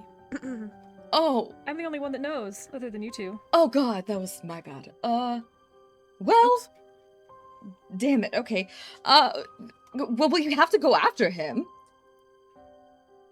Them. We can't. It's like We're pitch supposed to black, stay right? together. Yeah, I mean, you have your dark vision, but I mean, you know, that's not like everything's Mimsy's nice still- and bright. It's still, yeah, pitch Yeah. black. Yeah. And this Mimsy's is not definitely a moving. time I'm not trying to hide my glowing eyes. You just might see that. We should all I've go. already taken off Ronan. We should all go. All right. Okay. All right. Like, Mimsy's kind of like latch on to either Moss or Adar, whichever one lets her. Mhm. I'll hold your Okay. hand. Okay. Okay, so we're going into the dark, where it's quiet. Really? At least we're together. Some of us. Great. I Just what we were warned about, and we're gonna just do it. Sounds good. All right. Okay. You guys go running into the forest. You're hearing Roke shout out to Yorin and see the distant glow of his eyes. And like in the very, very far distance at this point, it sounds like he's impossibly far. Yorin's just speaking in Sylvan, just speaking in his native tongue, to try to get closer to the person that he's chasing. And you guys keep running, and you hear another howl, but this one more guttural, this one more like as if it's a throat trying to make a sound where the muscle and the skin is made of wood. It sounds raw and it sounds very much unnatural. And there's another sound, another howl, but doesn't necessarily sound like a wolf. It sounds more certainly animalistic, but it doesn't quite sound like a normal animal should. No rolls necessary, just your passive perceptions. You guys are seeing a totem here, there, at the base of this tree, on the top of this shrub. You're seeing more and more totems that are looking like they're purposefully aimed towards all of you. As you run deeper and deeper in, Roke, you lose sight of Yorin, and Yorin is also gone. And you also can't help but feel that you hear doors being burst open from behind you in the distance. And that's when you notice that you see your friends rushing towards you. But you still have some time. You turn around, you think you hear something moving ahead of you. And you think of Yorin, but you see something else. You see this large, tall creature with antlers on his head and these large, long limbs that are seemingly made of just the trees themselves. And at the end, these like claws that are made of bone and rock. And you see this other humanoid-looking person facing with it, as this wooden antlered creature also has a couple of wolves and swarms of crows swarming around it, as totems also start to pop up from places here and there. And I'm gonna need everybody to go ahead and roll initiatives. Let me go ahead and load up the map first for you all.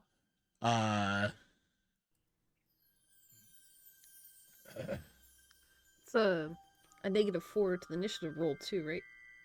I believe so. oh, Okay. Oh my Making sure. goodness. Look how nice those tokens look. beautiful. Hey! Hey! Yay! Wow, they do look great. First combat with the new tokens. Yeah. Yay! Shout out to for drawing our tokens. Editors, put the name on the top of like Cody's mouth. Oh no. But yes, very well done. Sorry, hold on. I got a little mixed up. This is what happens when I deep dive into tabs in the middle of a session. This is relatable. This is why you should watch us. Look at, I'm so relatable right now. Look at all of us. Professionalism. We're so cool because we're relatable. Okay, anyway, I'm sorry. Please don't hate us. Please don't hate us. Well. And like I said, as you guys all, and then just to let give everybody a chance now, wherever you guys like to be, token wise, placement wise, no farther than Roke and Kristoff. But if you guys want to adjust yourselves where you would be, do so now. I should probably be like at least 10 feet further up. Sure, that absolutely works. And then over here where I'm highlighting, the humanoid that you're seeing right now, Roke, is seemingly fighting against this Leshen, as you see.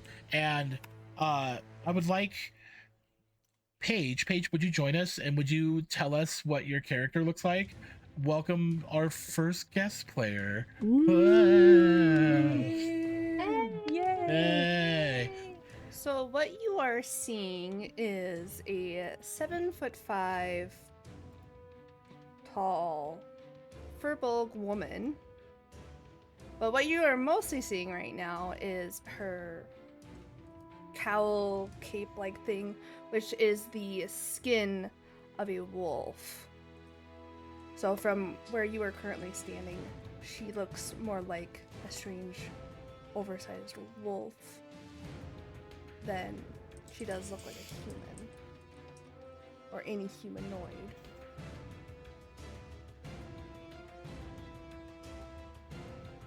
Absolutely. We love it. And for funsies, what's the name of this character? Her name is Tori Nor Willowfall, because this is her home. But she goes by Tori. Hell yeah, Tori. Anyway, initiatives are being done. Tori, I already got your initiative.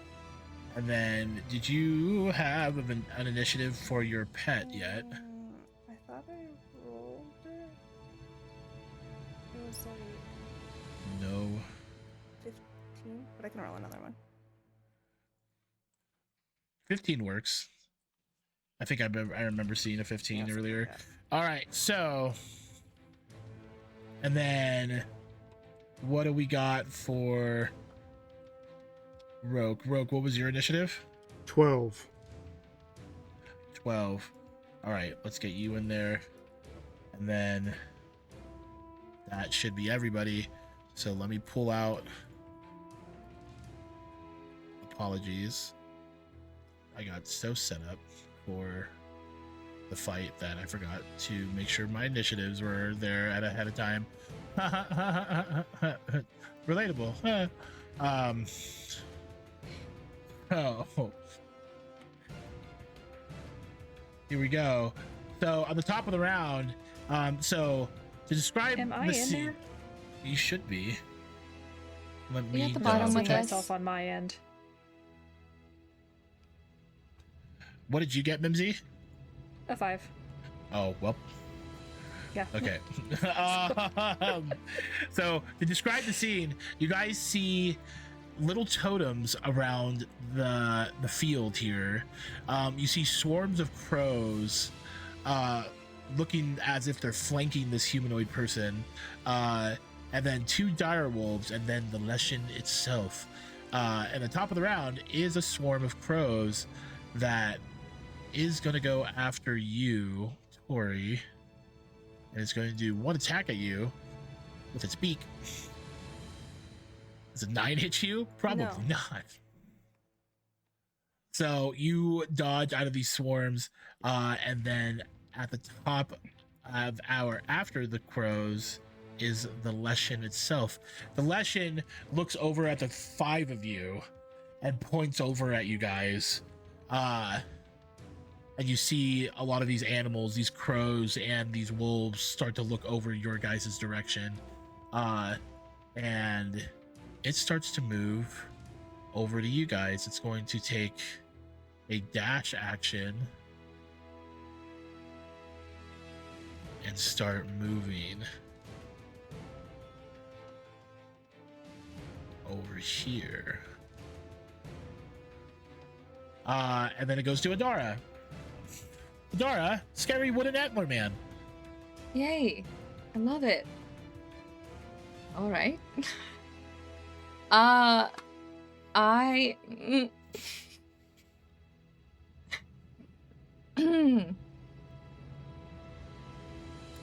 Yeah.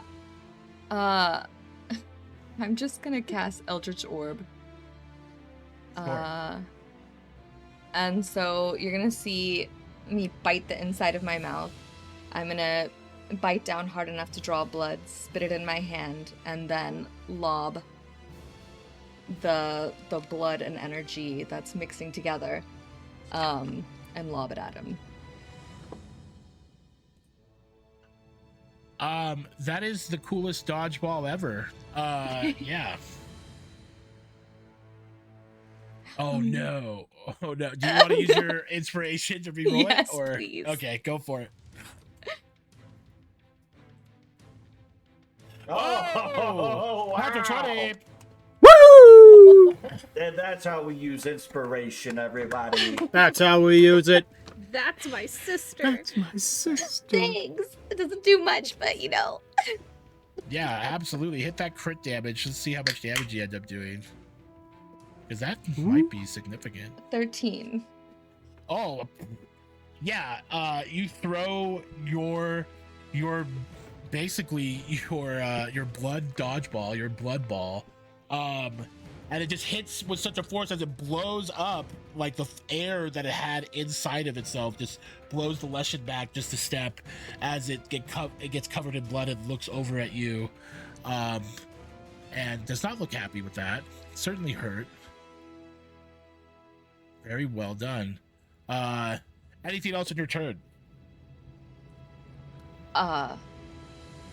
No. Okay. No, that's it. It goes to another swarm of crows here who are going to fly over to Roke. Let's see here. They're going to fly over here to Roke. Roke, you're going to get pecked. You're going to be pecked by the crow. You know what I'm saying? Here I go. Hey, that's a 23 to hit.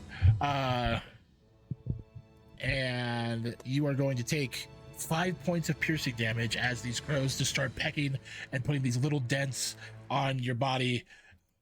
Mimsy, that's going to absolutely drive you crazy. Buffing that out, it's going to be terrible. How much damage? 5. I am going to use my reaction, and I'm going to attempt to parry, and I'll reduce that damage to 3. Okay, Tori, your turn. Well, first, Tori is going to shout out, like, hey, remember whose force this really is.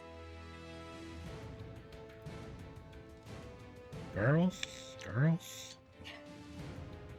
Snap your fingers, girl. And then she's going to attack this totem. Me in a hood behind a tree. Okay. 12 definitely hits. That totem is gone.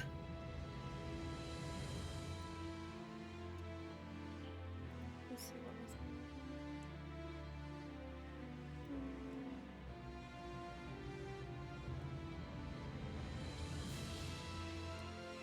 and we will end our turn. All right. Just rushing towards the party. Very good. Is that the end of your turn? Indeed. All right. It goes to your pet, your familiar. Which, what is it right now? A hawk? We love it. Hawk first crow.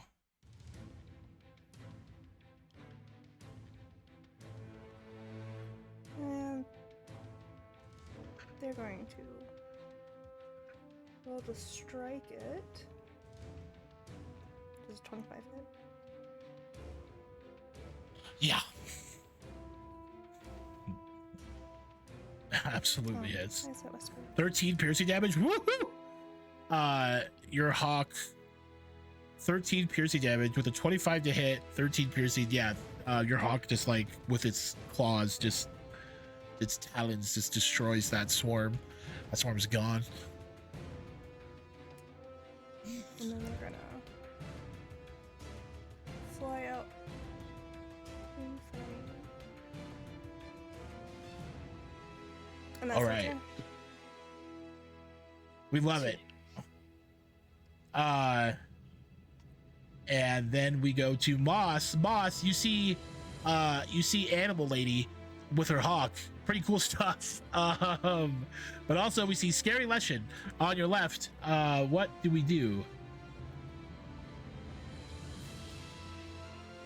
Wait, so the hawk's good? This hawk? The hawk's good. It seems the hawk is buddying up with the Animal Lady. Sorry, Tori. It's fine. Been called weirder things.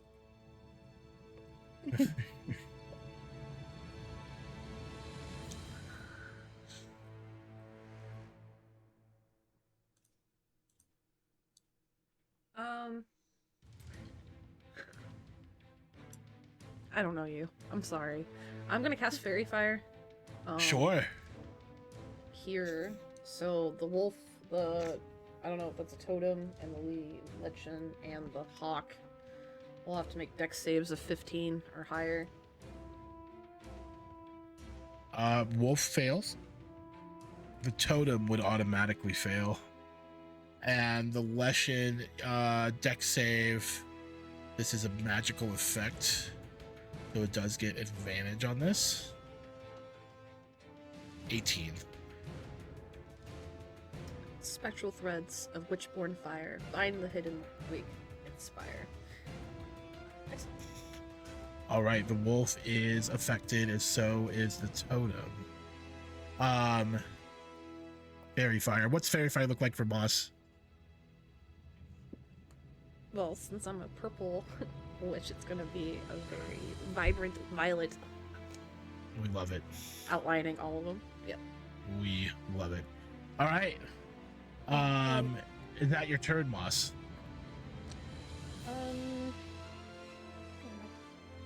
Yeah, I feel good here. Okay, cool.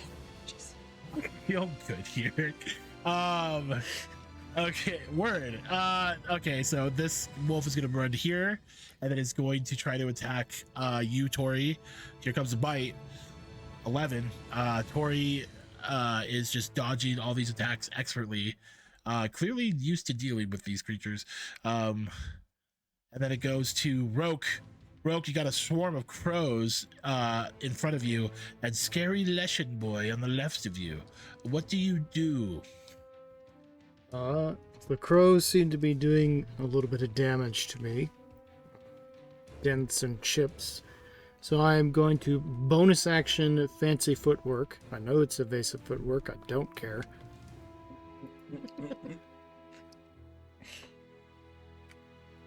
That's another superiority dice. Pinky's out. Oh, that didn't work. So now my AC is 27. Wow, okay. So That's we love. Yeah. So There's the good old-fashioned Rogue from thousands of years ago, where he was an expert fighter. that never happened.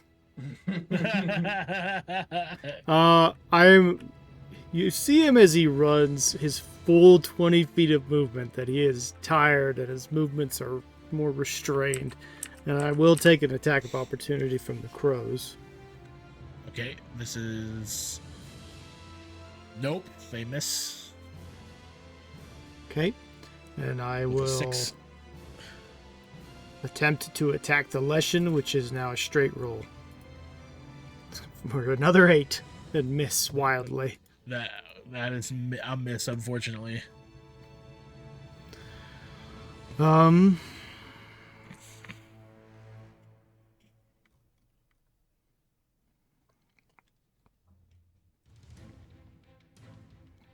That'll be my turn.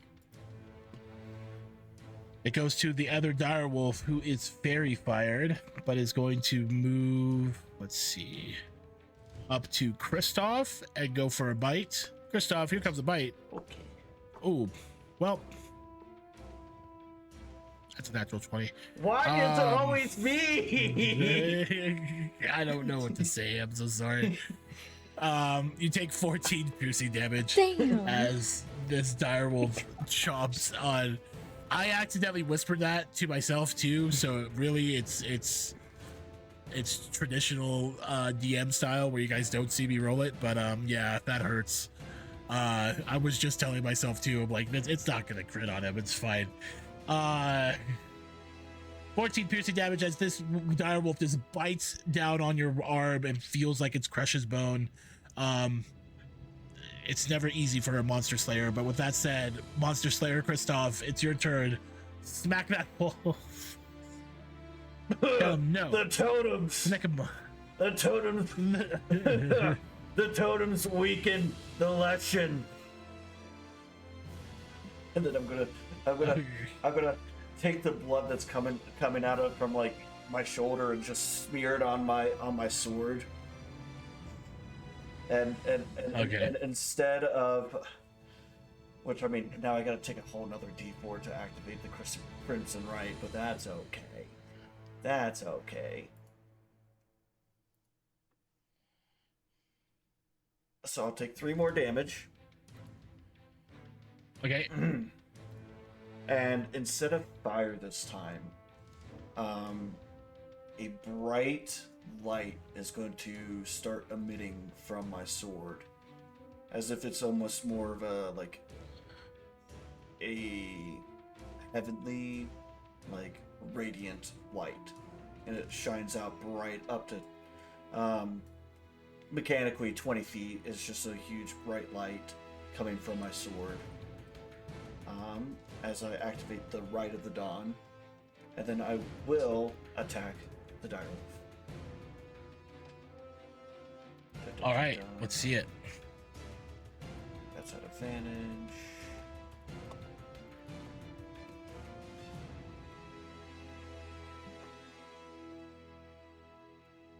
That's a natural 20, baby! Woo! Let's go! We love to see it. Kill it. Kill it. Kill it with fire. I believe in you. So just from the sword is 14, and then since I have the Crimson Rite on, it'll add another 2d4. Well, 1d4, but since it's a crit, 2d4. For another 3 damage. Okay. Bringing that total up to 17 on that direwolf. 17 total, and that's it. Yep, 17 total. So close, as that wolf is critically injured. As you bring the sword down on it, yeah, and it absolutely regrets what it just did. Anything else on your turn? No, I think that's it. All right, we move over to Mimsy. Mimsy, it's your turn. You see Kristoff burying his sword into this wolf. You see the Leshen to the left, where Roke is pursuing it. There is crazy animal lady off in the distance with her cool hawk. What do we do?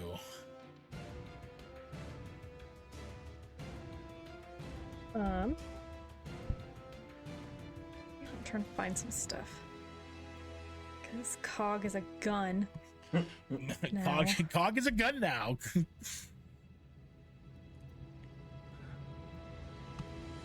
thought it was in Roll20 somewhere that I could roll, but I believe you can just go to your bonus actions, because I think everything that you do is okay. It's a bonus action thing. Okay, Eldritch Cannon, Flamethrower. And then you have also Eldritch Cannon, Force Ballista.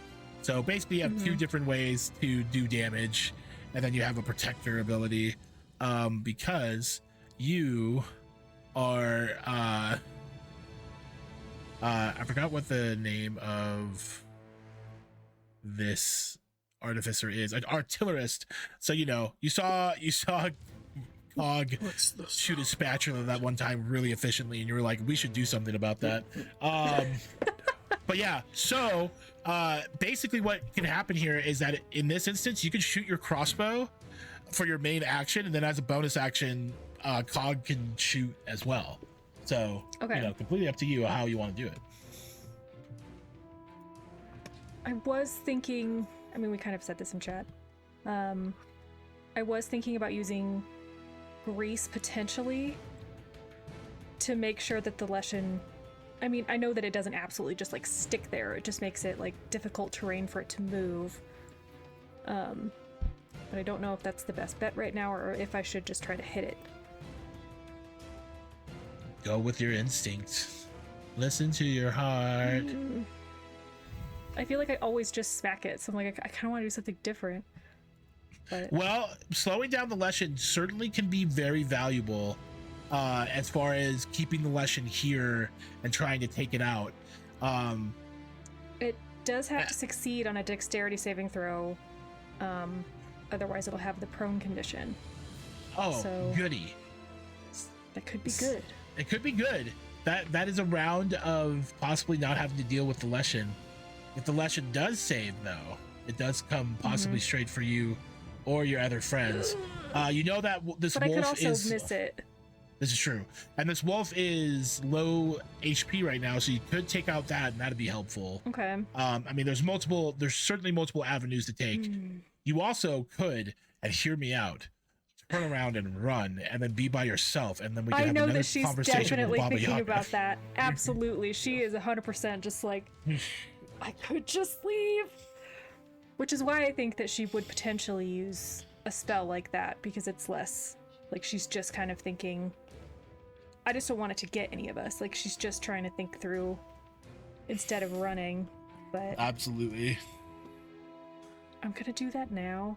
I don't know, because then I could hit the... Oh, I'm taking too long to decide. Because this wolf is also pretty good. I think I might go for that. Get it out of the way. Let's go for it. Let's do your hand crossbow first. 22! Oh, that hits. Go ahead and roll that damage. 2. Two, No, wait. Yeah. 2 damage.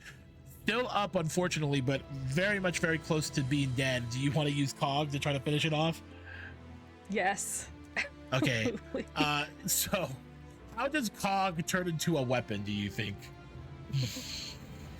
I don't know. This is the first time it's happened. I don't know. I kind of picture him just like kind of almost all of his limbs and his head and everything like kind of pulling away from his body, and everything just kind of twirls back around, like twirls around itself until it makes something that kind of looks like a cannon. Cool. Perfect. I love it.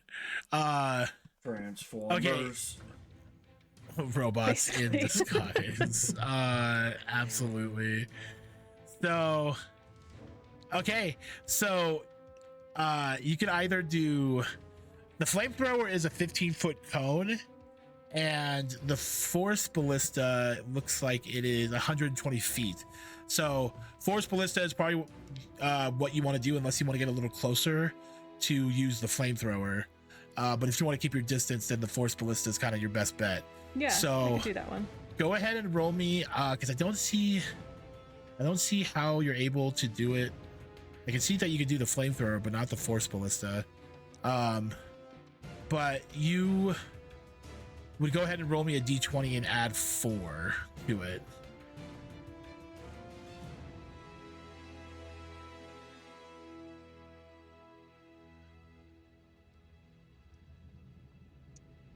Okay, how do I add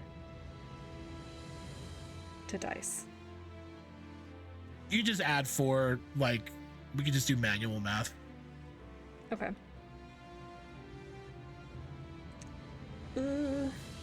13. 13 does not hit, unfortunately. Dang it! No! He shoots wide, and he's like, "I'm sorry, I'm nervous." It's my first time. This is my first time being a gun, and it goes back to the top of the round, unless you want to move or anything. No. No. Okay. So the Leshen looks back and forth, sees the new party members and everything, looks over at all of you, and points at all of you. And you hear a bunch of rustling around you in the bushes and the branches and everything, as if the trees are responding to his pointing at the party. And then back at you, Tori. It points at you very judgmentally.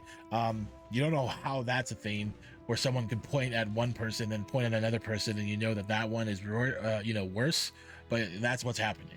But you see that the Leshen points at everybody and then begins to take off, goes 60 feet as an action off map, and then bonus action uses essentially a phase step or a misty step and goes 30 feet and retreats. And you guys are left with the dire wolf and the swarm of crows. Adara, it's your turn. There's a little bit of a mess. You could go running after the Leshen by yourself, be the hero. That's what I advise. What would you like to do? Yeah, I'm not gonna do that. Oh, okay. I see That's I see the wolf going after Kristoff, so I guess I will try to finish that off. I Okay. am going to use Acid Splash. Let's do it. All right, dex save for him. 14. But it's still Ugh. half damage, right? Or something of that nature.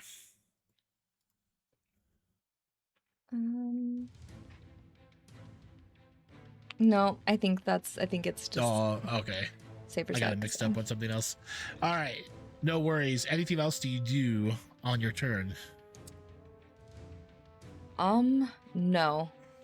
No, that's it for now. All right, the crows are going to fly over to Kristoff. Crows are gonna try to get, is it 16 hit? No?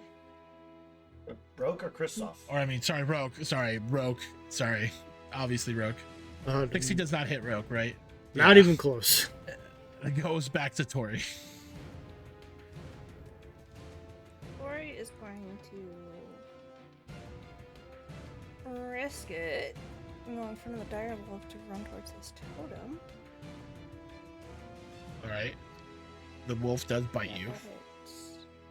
Or actually, are you able to do that without? Oh, I see. Probably not. All right. 9 piercing damage for you. Okay. And then 14 hits the totem. The totem is dead. that's gonna be her turn. All right. What does your hawk friend do? Vision is also going to. Never mind. Oh, with a never mind. Not with a natural one. Like, Never mind. all right. it will go to Moss then, if that's it. That is it. Moss, we have 2 wolves and a swarm pecking at Roke. Leshin running away. What do we do?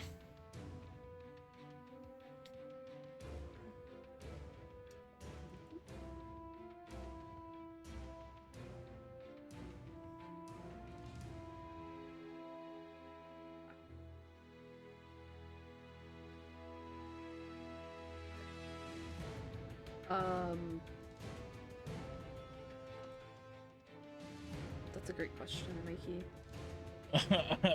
Okay.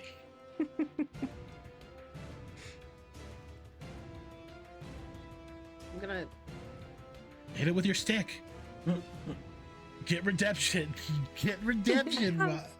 I have a -4 to any D20 roll that I make right now, so I was trying to figure out how to make them roll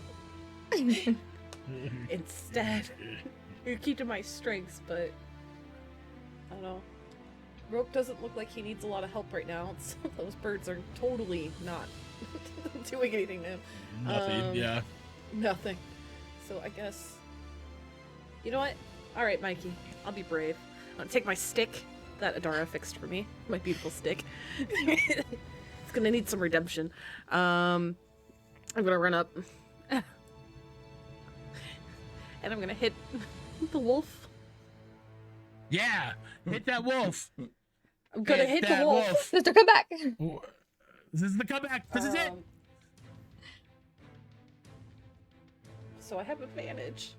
Oh my god.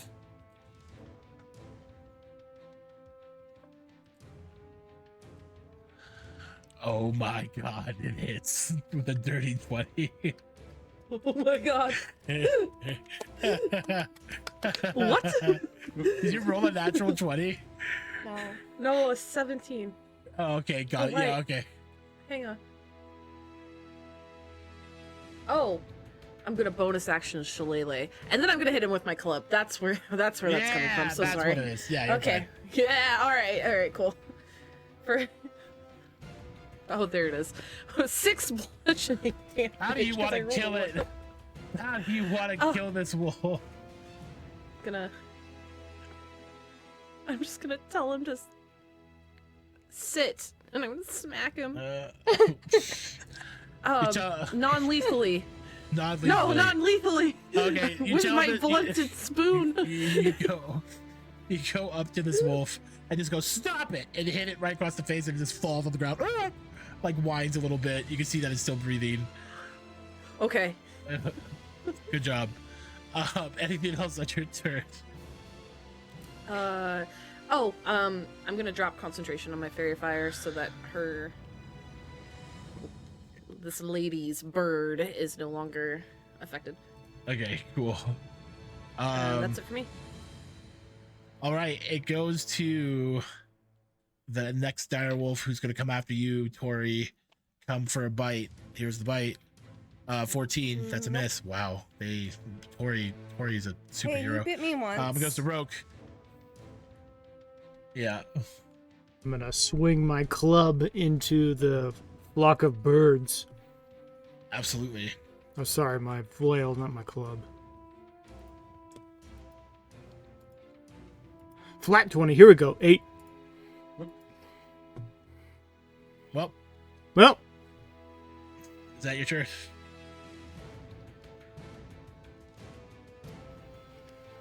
Yeah. Okay, Kristoff, it's your turn. Let's see here. Okay, cool. Up there. We're gonna go up there. And then, bonus action, I am going to cast Blood Curse the Marked. And I'm going to mark the creature. And then I am going to amplify that, so I will take a d4 of damage, but I will get advantage on the roll against it. So I will take 1 damage, and then I will attack it. Advantage. All right, let's do it. First roll is a 19, so close to being another natural 20. Second roll is a 11, so 19 to hit. Yeah, that hits. Okie dokie.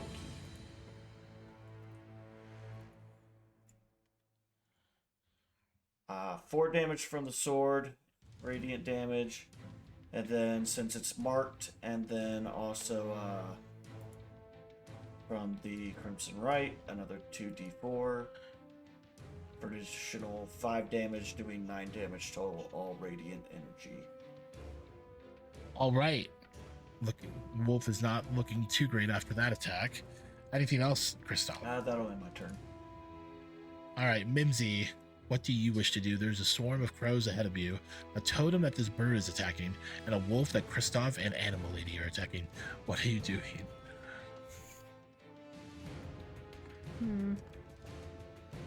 Kill the wildlife. Hmm? Kill the wildlife.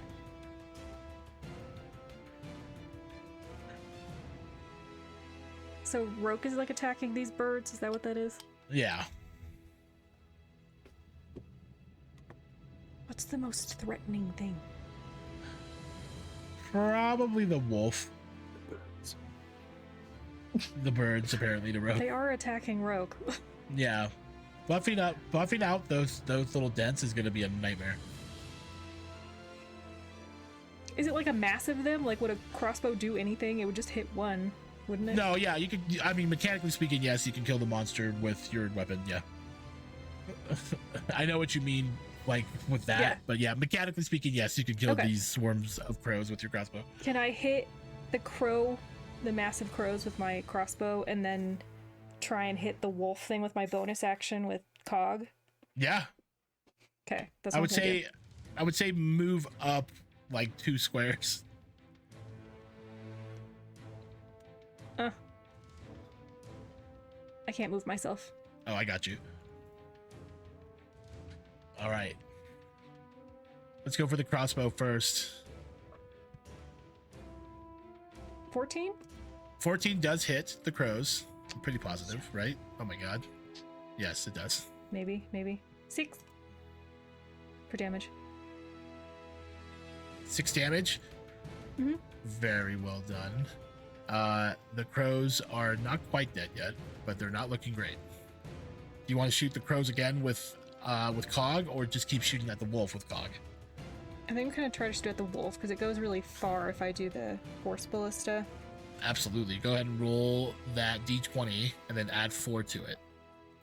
Please and thank you.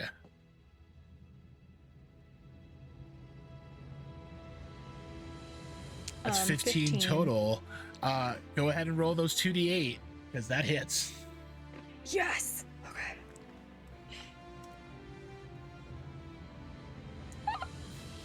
15! You do fit. How does Cog kill this wolf? Oh my gosh.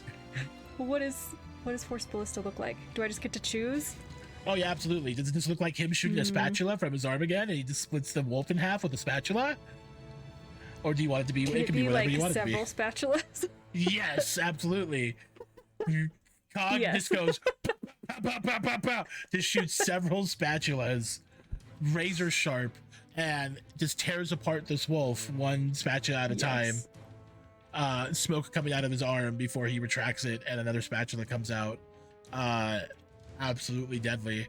And yeah, Cog is now a deadly weapon. This sounds like how SpongeBob would play D&D. There you go. At the top of at the top of the round, Adara, there's only a swarm of crows left. What do you do? And a total. I am going to do another Eldritch Orb at the crows. Uh-oh.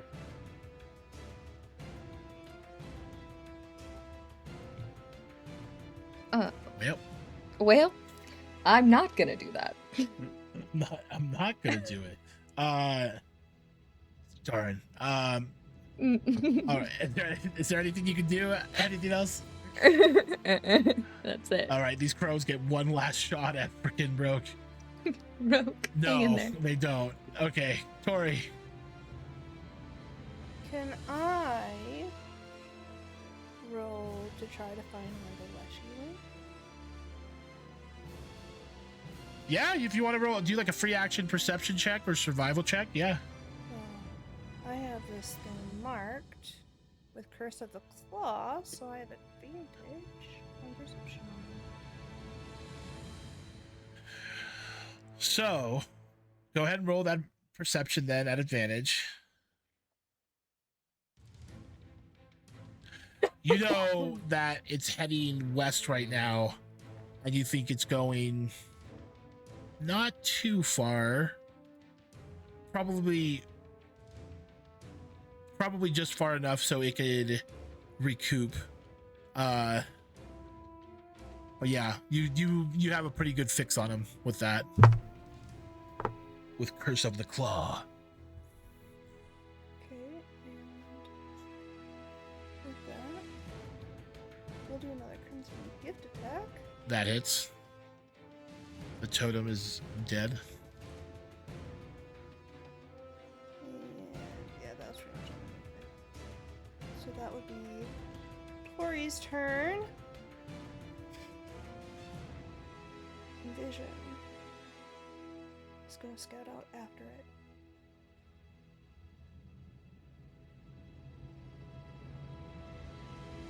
And that's Vision's turn. Okay. It goes to Moss. Please hit these crows with your shillelagh.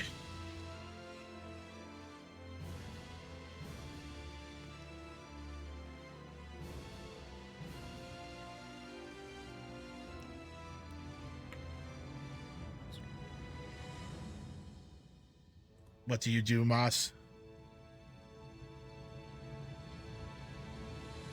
Do you hit them with your stick? That's a lot of crows. You can hit 5 crows with one shillelagh. Oh my gosh. Alright. Oh, it's still up. I'll take my stick over there and help Roke. Hey, Mikey, what Since you're did the getting further crows? from me. What did the crows roll on their last attack? Like it was like a 14 or something like that, I think. Okay, because I don't have fancy footwork going now. Yeah, it was still much lower than even Okay. your average AC. 8 minus 4. Well, it's a natural 1, so Well, you know, who's does counting, my right? stick break again? No, I'm gonna give you pity and say that it doesn't break again. Do I hit Roke? The birds No. take it. Ah! I actually I'm so sorry to go ahead and follow the flavor of this. Yeah, your stick breaks again. I'm so sorry. It's the thing that's actually cursed. How do I break it? It breaks. Yeah. It just breaks the same way where you repaired it. Too much strain after like bonking the dire wolf, you know. And then it goes to Roke. My Roke, it's your turn. Look what Oh they've my done to God. my boy. Look what they done to my boy. Go ahead, Roke. You can do it. Much slower than normal. 3. Cool. Like Kristoff, please come kill these birds. Oh my goodness.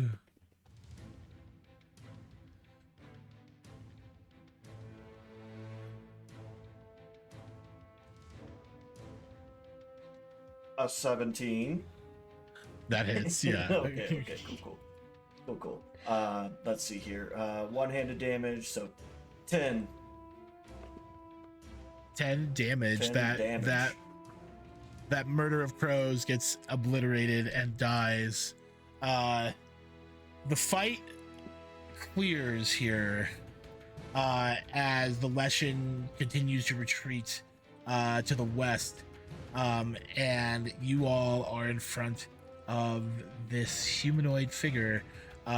Tori, is there anything that you say to this group of people? To the west, and then she'll just keep going. She just keeps going.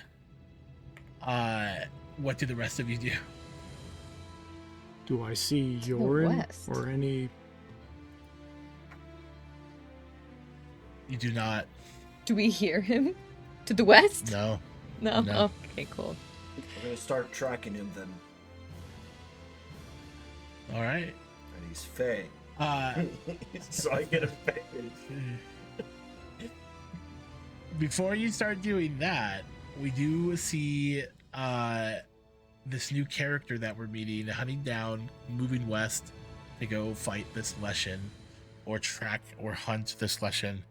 You guys are now left in the middle of the woods with no track of Yorin, and are in a place that's also experiencing heavy leaks of Feywild creatures. In a way, I guess you could say that we've certainly moved from the frying pan into the fire.